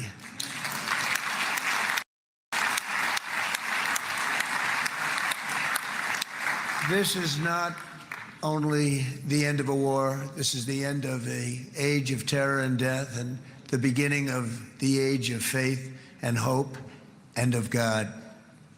It's the start of a grand concord and lasting harmony for Israel and all the nations of what will soon be a truly magnificent region. I believe that so strongly. This is the historic dawn of a new Middle East. I want to express my gratitude to a man of exceptional courage and patriotism, whose partnership did so much to make this momentous day possible. You know who I'm talking about. There's only one, Prime Minister Benjamin Netanyahu. Bibi, please stand up.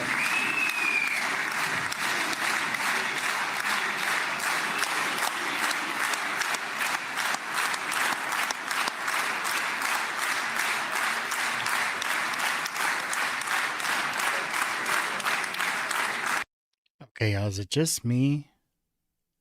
Or does he look like a bad guy from a Bond villain? He looks like a Bond villain, right? He looks like a bad guy. He is not easy, I want to tell you. He's not the easiest guy to deal with. But that's... yeah. Bibi, please stand up.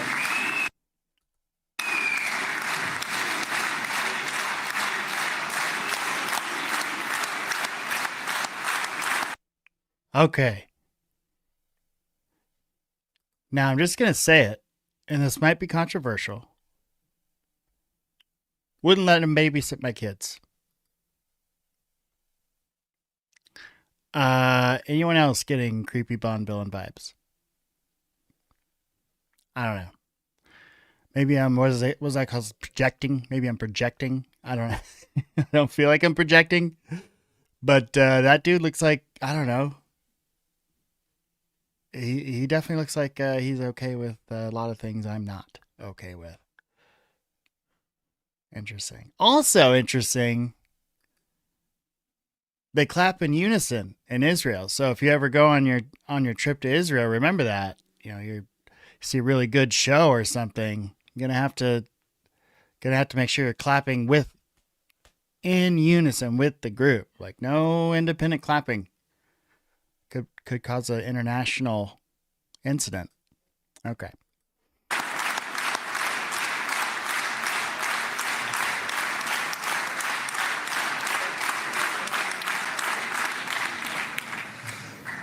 And he is not easy, I want to tell you.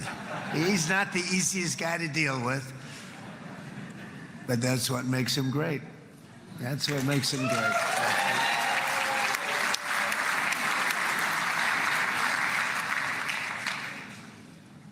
Thank you very much, baby. Great job.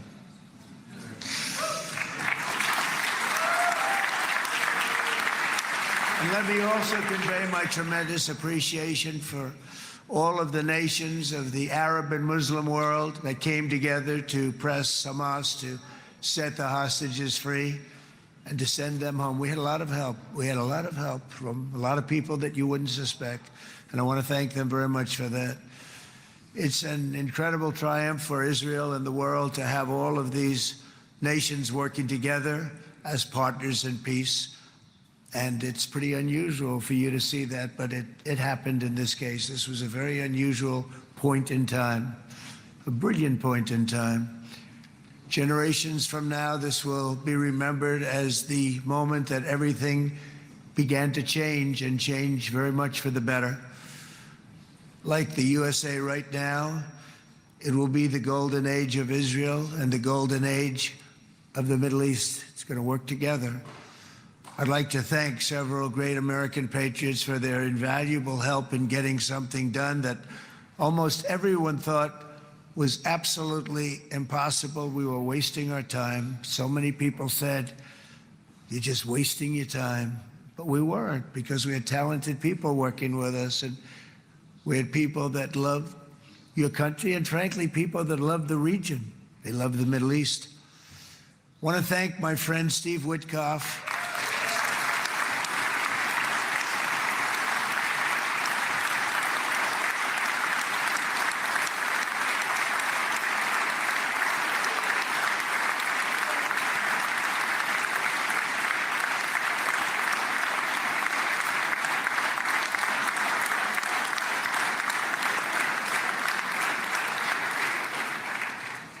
You know, Steve was chosen by me. He never did this before, but I knew him as a few things. He was a great businessman, but I know a lot of great businessmen, to be honest with you. He had tremendous negotiating skills, but I know a lot of people that negotiate pretty well, although it is an art. But there are people that can negotiate pretty well. But most importantly with Steve, he's just a great guy. Everybody loved him. Everybody. I mean, I know some negotiators that are so good, but you wouldn't have had peace in the Middle East. It would be in World War III right now with some of these guys. Everybody loves Steve, and they respect him, and they somehow can relate to him. I've known him for many years, and I've seen it over and over again. להוציא את חבר הכנסת עודה, להוציא אותו מהאולם, להוציא אותו מיד, החוצה, החוצה, החוצה. להוציא גם את חבר הכנסת כסיף, להוציא את חבר הכנסת כסיף מהאולם, להוציא אותו מיד.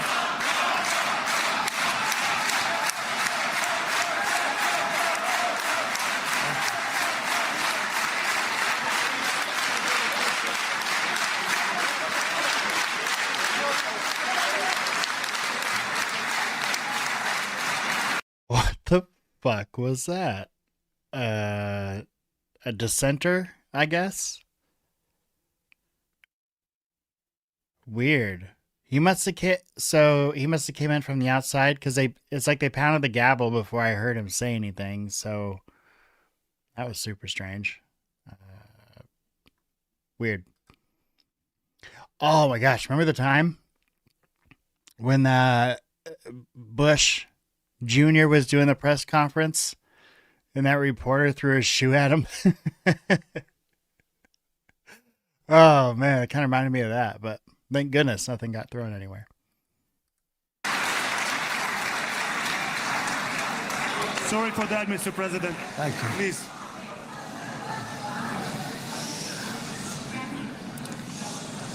That was very efficient.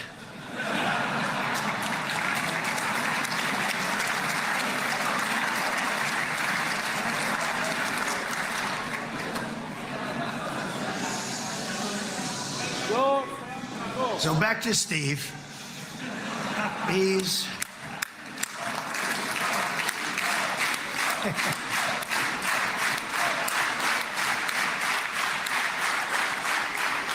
But I tell one story because he was so involved, and then we called in Jared. We need that brain on occasion. We got to get Jared in here. We got to get a certain group of people. But Steve started this all by himself. I call him Henry Kissinger, who doesn't leak. Okay? Henry is a big leaker. He leaked. Steve doesn't leak. Steve just wants to get the job done. He wants to do what's right. But I'll give you just a quick story because, as you know, he's working on the war with Russia and Ukraine, a war that would have never happened if I were president. A shame. 7,000 young soldiers a week are being killed. More than that this last week. It's a shame that it never happened. But it did happen, and we won the race, and I took over this horrible war that's been raging, and I thought it would be easily settled. I thought it was a hell of a lot easier than doing what we just did very successfully with Israel and a lot of other people.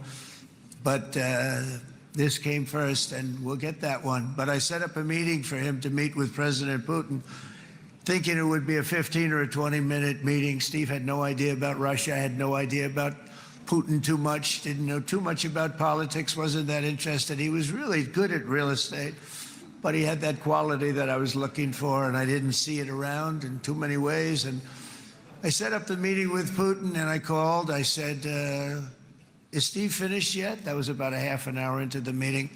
No, sir, he's not. He's still inside. This is in Moscow. I said, well, how's he doing? I don't know, sir. He's still inside. I called up an hour later. Let me speak to Steve. Sir, he's still with Putin. He's with President Putin. I said, wow, that's a long meeting, 1 hour. I called up an hour later, he was still with Putin. 3 hours later, he was still with Putin. 4 hours later, he started to get the word that he was going to be coming out soon. And in 5 hours, he came out. I said, what the hell were you talking about for 5 hours? And he says, just a lot of interesting things. We're talking about a lot of interesting things, including what he went in there for, but you can't talk about it for 5. You can talk about it for a certain period of time, and you know what you're getting. But that's a talent. That's a talent, where you can do that. Most people I'd send in, number one, they wouldn't be accepted. Number two, if they were, the meeting would last 5 minutes, and that's what happens with Steve. Everybody loves him. They love him on this side. They love him on the other side. And he really is. He's a great negotiator because he's a great guy. So thank you very much, Steve, very much.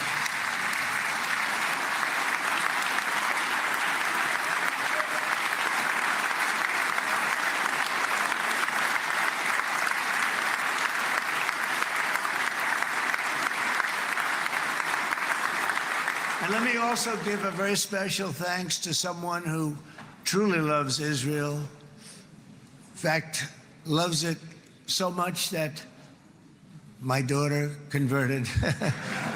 My daughter converted. I didn't know this was going to happen. And Ivanka's here.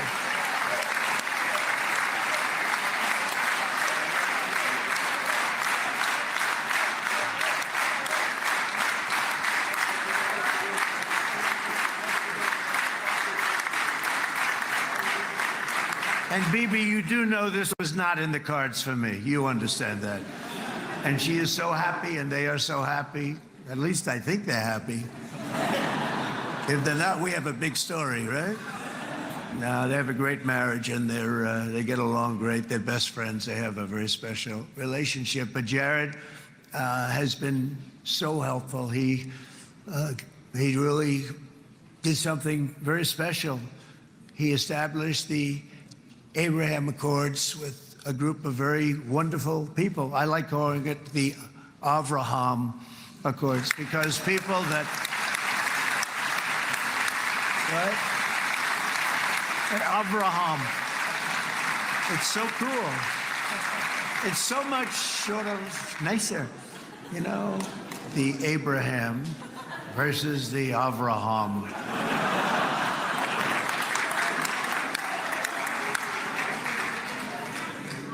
I just don't want to sound too sanctimonious when I do it, so, you know, I sort of split it up. This way we keep everybody happy. But we have some very great talent, and they have no excuses for anything that's taken place, because we had some unbelievably good people working on this. And then you're going to add a man named Marco Rubio, who is also here.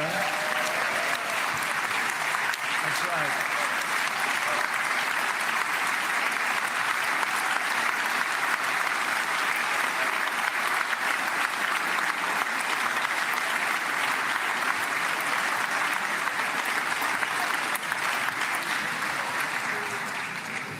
And I have a prediction that Marco will go down, I mean this, as the greatest Secretary of State in the history of the United States. I believe that. I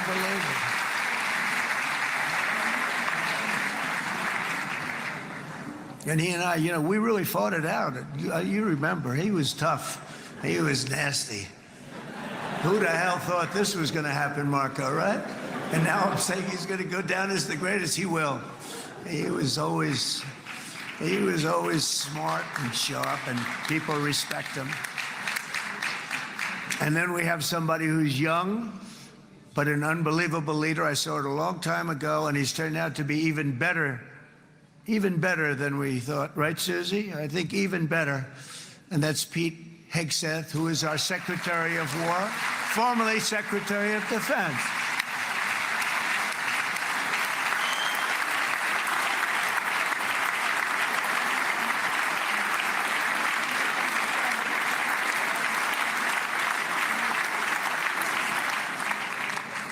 And as you know, we decisively won World War I. We decisively won World War II decisively.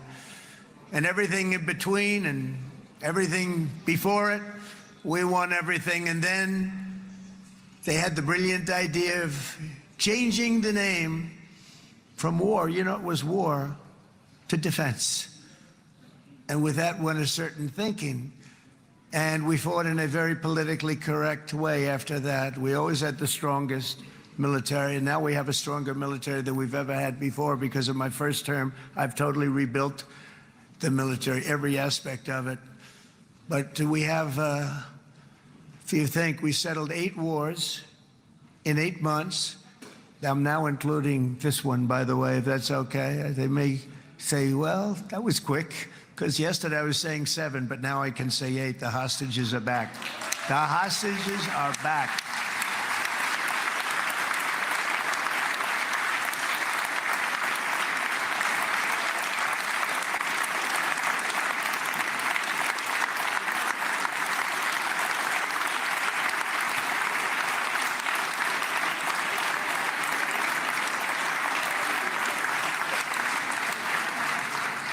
It is a good feeling. Isn't that nice to say? You know, I just said the hostage. First time I said the hostages are back. It feels so good to say it. But when you settle 8 wars in 8 months, that means you don't like war. Everyone thought I was going to be brutal. In fact, I remember Hillary Clinton during a debate, she said, look at him, he's going to go to war with everybody. And actually, she said, he's got a personality that's all about war. No, and my personality actually is all about stopping wars, and it seems to work. It seems to work. But it also means this name change and our attitude that we're not going to go into a war, but if we do, we're going to win that war like nobody has ever won a war before. We will not be politically correct, but we're not going to be there. And I think, you know, as you mentioned, Bibi, before, peace through strength. And that's what it's all about. The United States has the greatest and most powerful military in the, right now, history of the world. I can tell you we have weapons that nobody's ever dreamt of. I only hope we never have to use them. I rebuilt the military. I was proud to do it, but some of the things I hated to do. I hated certain of the weapons because the level of power is so enormous. It's so dangerous, so bad. But we have to do what we have to do. We make the best weapons in the world, and we've got a lot of them. And we've given a lot to Israel, frankly. And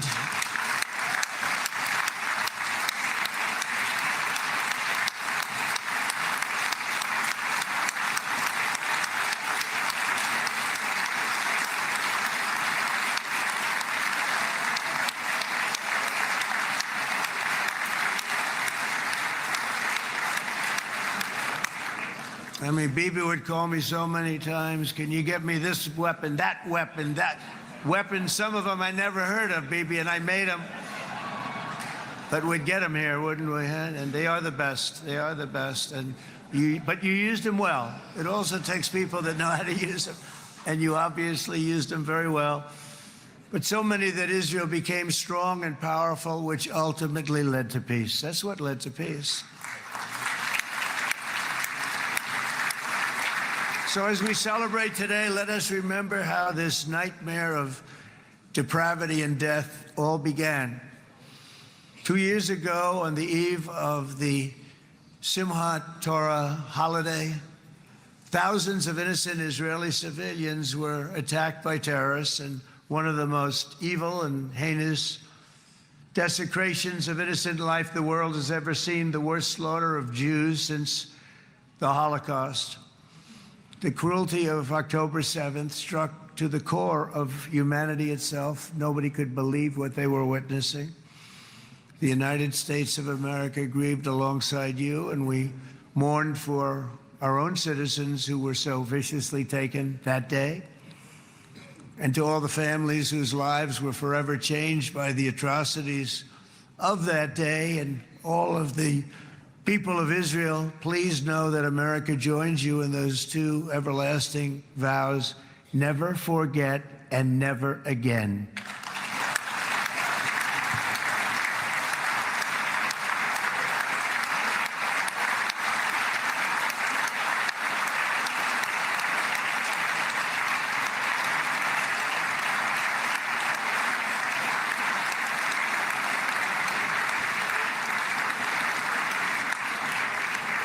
From October 7th until this week, Israel has been a nation at war, enduring burdens that only a proud and faithful people could withstand. It was a very tough period of time.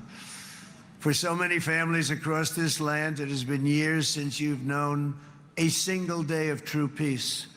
But now at last, not only for Israelis, but also for Palestinians and for many others, the long and painful nightmare is finally over.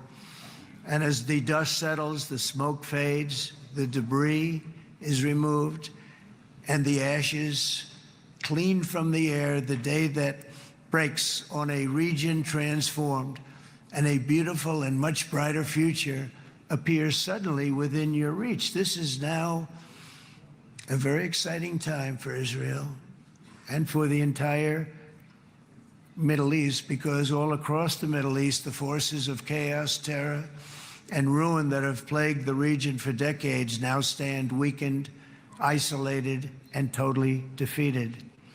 A new coalition of proud and responsible nations is emerging, and because of us, the enemies of all civilization are in retreat. Thanks to the bravery and incredible skill of the Israeli Defense Forces and Operation Rising Lion,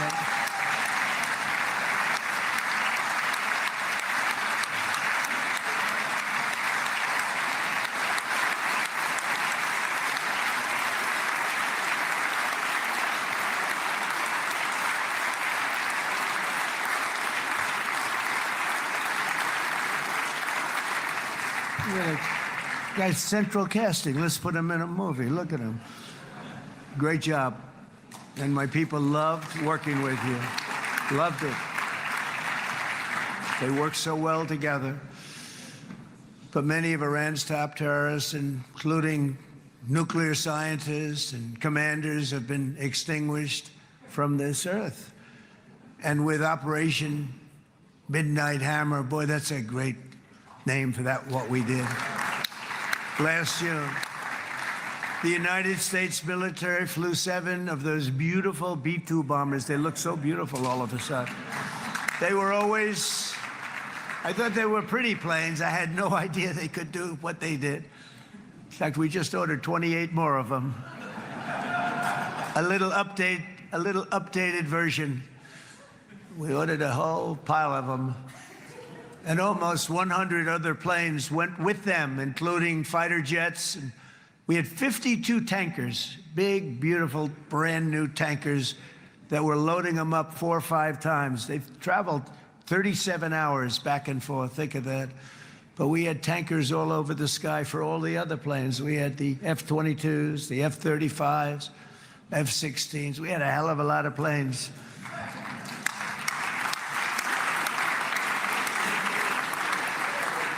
So we had 52 gas stations in the sky. That's what they call them. I'll tell you, I wouldn't want to be flying one of them. We have our great General Raisin Cain right here. General, stand up. This guy. What a general. Thank you. Now, that was a mission a little while ago where I say we, in conjunction, assisting Israel, took out multiple nuclear physicists, scientists, anyone we could figure out had their hands in that nuclear weapons program, targeted them at their homes and, other locations where we knew they would be, where Israel knew they would be after doing, a lot of research. And in that one night, they just murdered all these people. It's a very aggressive approach. I liked it better when we gave their computer a virus. And that slowed them down for like a decade. But yeah, I mean, it was Israel's mission. It was Israel's call. We basically just helped support them and pull that mission off. But pretty crazy, just killing scientists in their homes in Iran because they're working on their nuclear weapons program. And the even crazier thing is that's based on intel. And I can tell you, Intel's not 100%, so there's definitely, I'm sure of it, there were probably quite a few innocent people that got caught up in the crossfire that night. I can only imagine how terrifying that would be.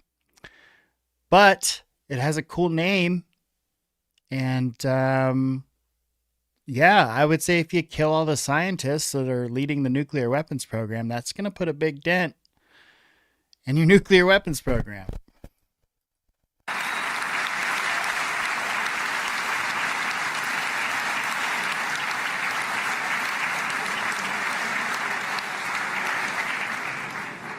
I asked General Cain, I said, we're having problems with ISIS, and I was in Washington, and I asked, how long would it take to defeat ISIS? And my Washington generals told me, 3, 4, maybe 5 years, sir. I said, I don't get it. We got the best equipment in the world. Why? So I flew to Iraq, and I met with a man named Cain. He said, what's your first name? He said, they call me Raisin, sir. I said, wait a minute, your name is Raisin Cain? I've been looking for you for a long time. You gotta be kidding. So they told me 3, 4, 5 years to defeat ISIS. And I sit down with him and I say, why is it? I flew there in the dark of night. I landed, I'll never forget it. It's quite a trip. I'm glad I made it because I met him. I said, could I ask you, General? I come down. He said with another general and a sergeant. Everybody was like central casting. They could go into a movie right now. Between him and you guys over here, we could get rich making movies, okay? And they got along so great. That's the beautiful thing, that your military and our military, Bibi, got along so great. But I was told by the television generals in Washington, we have the best equipment in the world. Why is it taking so long? And they said, 4 years. I said, so let me ask you, Raisin, how long would it take you to defeat ISIS? Sir, we can do it in 3 weeks, but you'll probably have some time left over. I said, you gotta be kidding. What the hell are you talking about? They said 4 years. I said, well, sir, look, it's not my place to say, but you're asking me the question. What you have to do is you hit them from the west, you hit them from the north, you hit them from the south, you hit them above, you hit them below. I said, so why didn't they do it? And he didn't want to speak badly of his superiors, which is hard to believe they were his superiors. It should have been the other way around a long time ago, because he's the one that did Operation Hammer. It was flawless. It was flawless. It was absolutely flawless. And I said, so you really think you can do it in 4 weeks? Yes, sir, 100%. You have to do it differently than they were doing it. They were using one base, and it was hundreds of miles away. And he says, we have all these portable bases all over the Middle East. And they didn't want to use them because they didn't want to offend the country where the portable, they wouldn't have even known what the hell the planes were going up, right? They wouldn't have known, but he said, no, they didn't want to defend anybody, offend anybody, but we can do it in 4 weeks. And I said, you sure about that? I'm going to call you back. I'll call you back on Monday. I'm going back to Washington. But you think 4 weeks? Yes, sir, I think we can do it in 4 weeks. We'll have time left over. So I call him on Monday. I said, you think you can do it? 4 weeks. I said, go ahead and do it. He did it. I'll tell you, he did it in 4 weeks, less than 4 weeks. So, General, stand up, please. Again, this is a real general. This is not a television general. He doesn't want to go on television.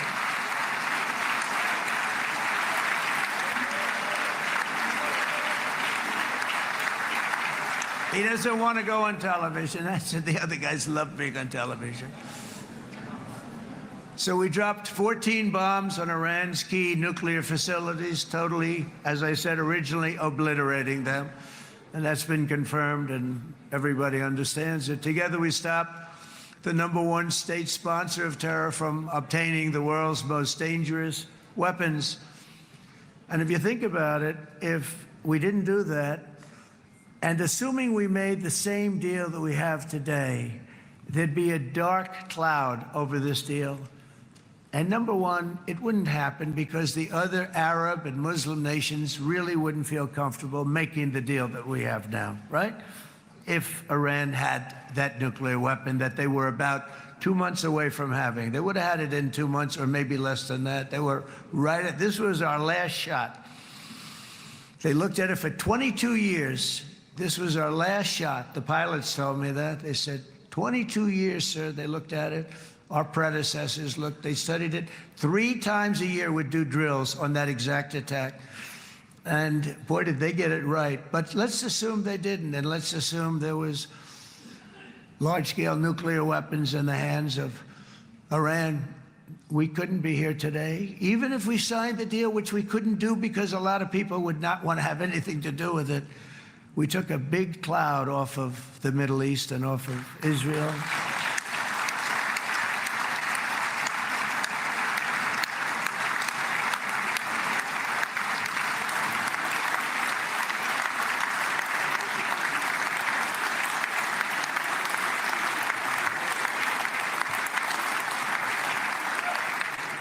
And it was my honor to help.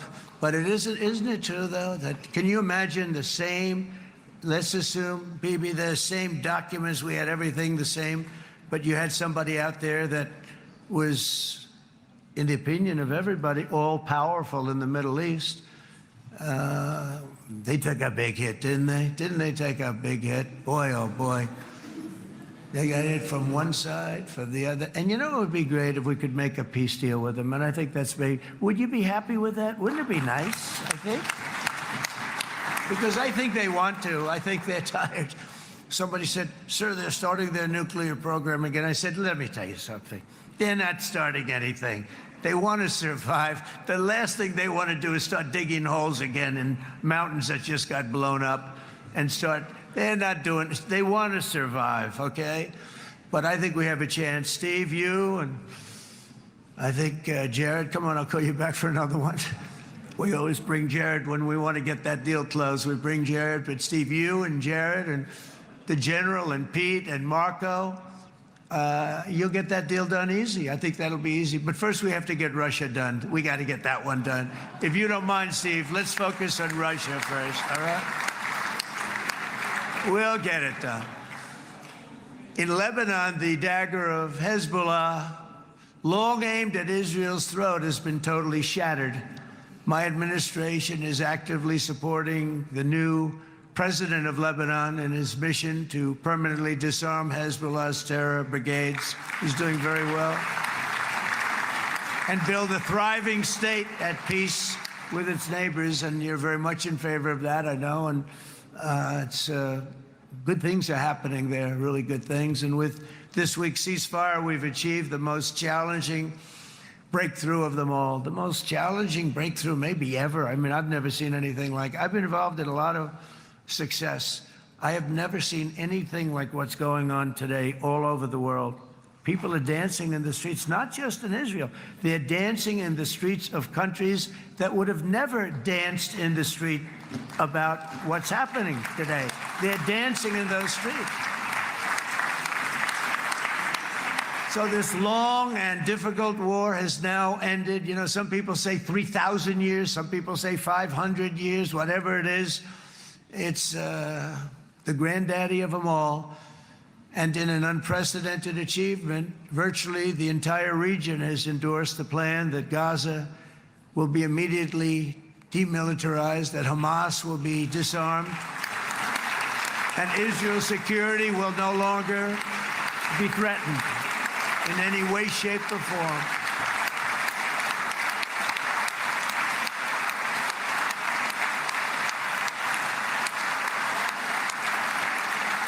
So Israel, with our help, has won all that they can by force of arms. You've won.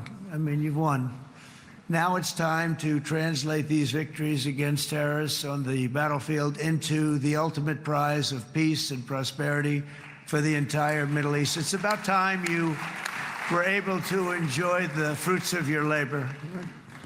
Mr. Opposition Leader. I said he's a very nice opposition leader. I think. No, he's a nice man. Bibi, he's a nice man.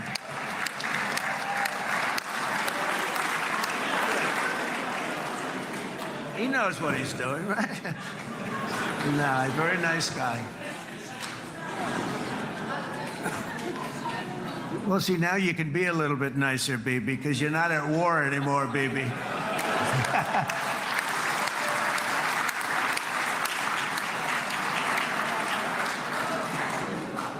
But only by embracing the opportunities of this moment can we achieve our goal of ensuring that the horrors of recent years will never happen again. You don't want to have to go through this again.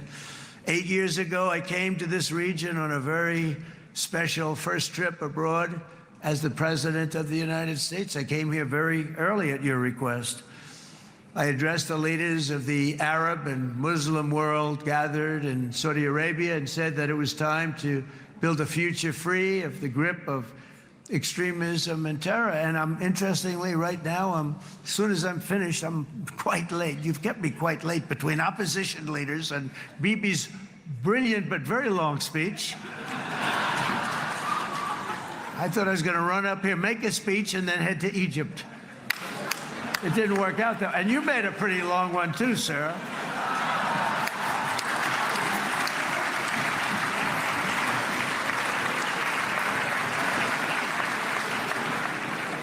But I liked what you all said. It could be worse. Supposing on top of it, I didn't like what you said. That would be no good, Ron, would it? Ron, you did a great job, by the way, Ron.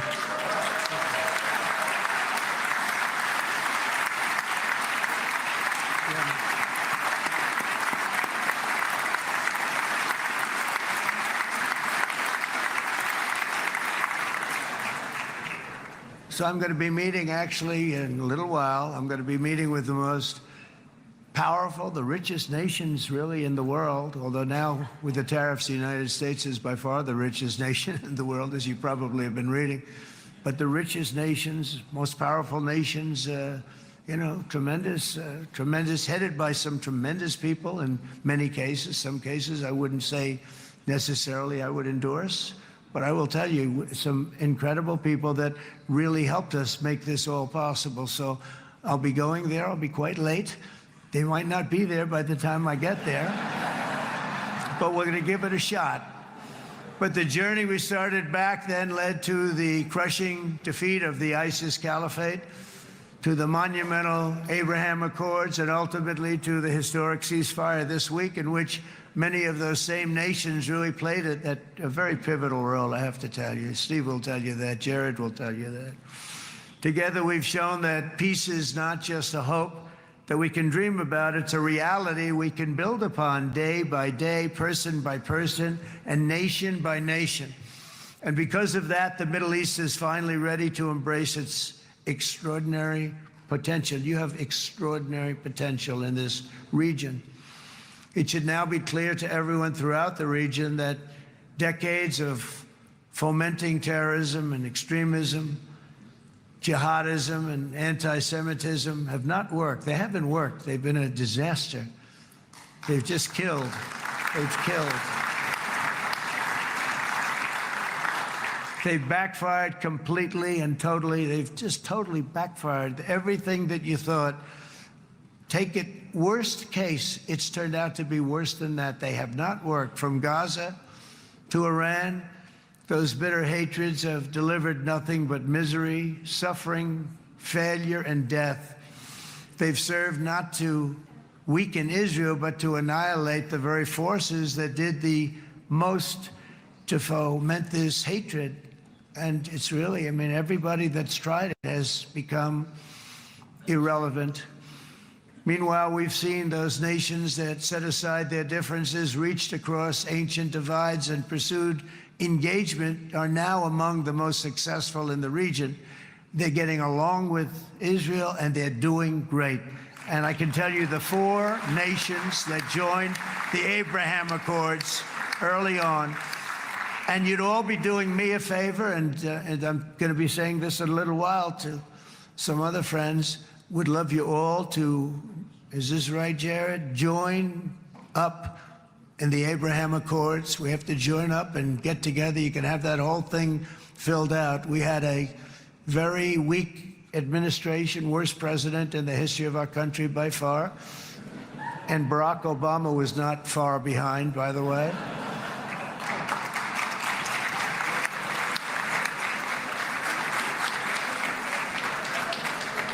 And they did nothing with this incredible document, the Abraham Accords, but now you can fill them up. Now you have peace, you have people that really like Israel. I'll tell you what, and they like Israel a lot more today than they did even 5 weeks ago. Like, you've made a lot of, you've come back. You've come back strong, because it was getting to be a little nasty out there in the world, and ultimately. Wow, what a historical moment. Whether we think this is going to stick or not, the stars have kind of aligned in a way for this deal to go through. And let's all just hope and pray, cross our fingers, meditate, whatever it is you do to put that energy, positive energy out there, that it would just be wonderful if that region could just tone it down for a while, and if they could come up with some kind of agreement, I don't have a dog in the fight either way. So if it's a two-state agreement or not a two-state agreement, whatever. But you can't tell a whole group of people they don't have the right to exist or be where they have been for generations. You would think the Israelis would be sympathetic to that. But I also understand on the other side of the coin, there's Hamas that's been in charge of that area, launching dangerous weapons at you constantly for years and years and years and years. So what a tough situation and a long, hard battle it's been. And it's a shame. I mean, October 7th happened, and then the just basically turning Gaza into rubble. You see those images, and it's just overwhelming how much damage was inflicted there. So I think we need to just celebrate this day. We'll talk about the shortcomings in the deal tomorrow. I'm sure once the details come out, there's going to be a lot of people that are unhappy with this, happy with that. We'll hear all the different sides, what have you. My main interest is this a state solution or not? Because I don't know. Netanyahu is 100% against a two-state solution. At least that has been his position this whole time. And if you're a Palestinian, how could you not be for a two-state solution? Like you would almost feel like it has to be a two-state solution. What are you saying? I don't have a home? I don't have the right to have a home or a country? You know, where do my ancestors come from then? It's complicated, and it's been a problem that's been going on for a long time, and that's why we're still dealing. And I almost feel like in shock. Like, I'm not sure if I trust it. I'm not sure if this is even real. So let's just enjoy the day. This is a good one. This is a win for the United States. This is a win for the world. If bombs can stop dropping in Gaza and Israel can stop worrying about being attacked constantly, wow, what a world. Then all that's next is Ukraine and Russia, and it doesn't seem like that's undoable. It seems like that's a problem that could maybe get negotiated, but that's going to be a tough one as well. But we said Middle East would happen. So again, if this goes through and this works, wow, I am impressed and very proud of what the leadership of our country was able to contribute to this. And you should be proud for being a part of this if this works. Because it would completely change so much about that region. Everything from safety and culture to economics, and it would just be amazing. So let's all just enjoy this win, and we'll go through the details when the details come out, and we'll see if this is going to work. But for now, for today, it's a big win. Thanks for joining me and watching this with me. I think I'm just happy. I'm super happy. I'm super excited about this. I think that, God, we needed a win. And hopefully this is a legitimate win. Yeah, great stuff. Great stuff.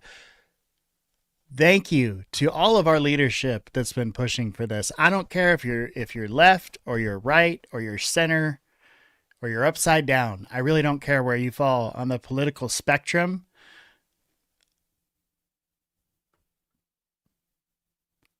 But the current leadership that's in now, this job is getting done under them. And this is fantastic news. All right, y'all. If you're on YouTube, don't forget, like and subscribe. If you're watching on X, give me a follow. I'd appreciate it. You all enjoy the rest of your Monday, the rest of your week. It should be a good one. And I'll see you next time from the Gabriel Speaks podcast.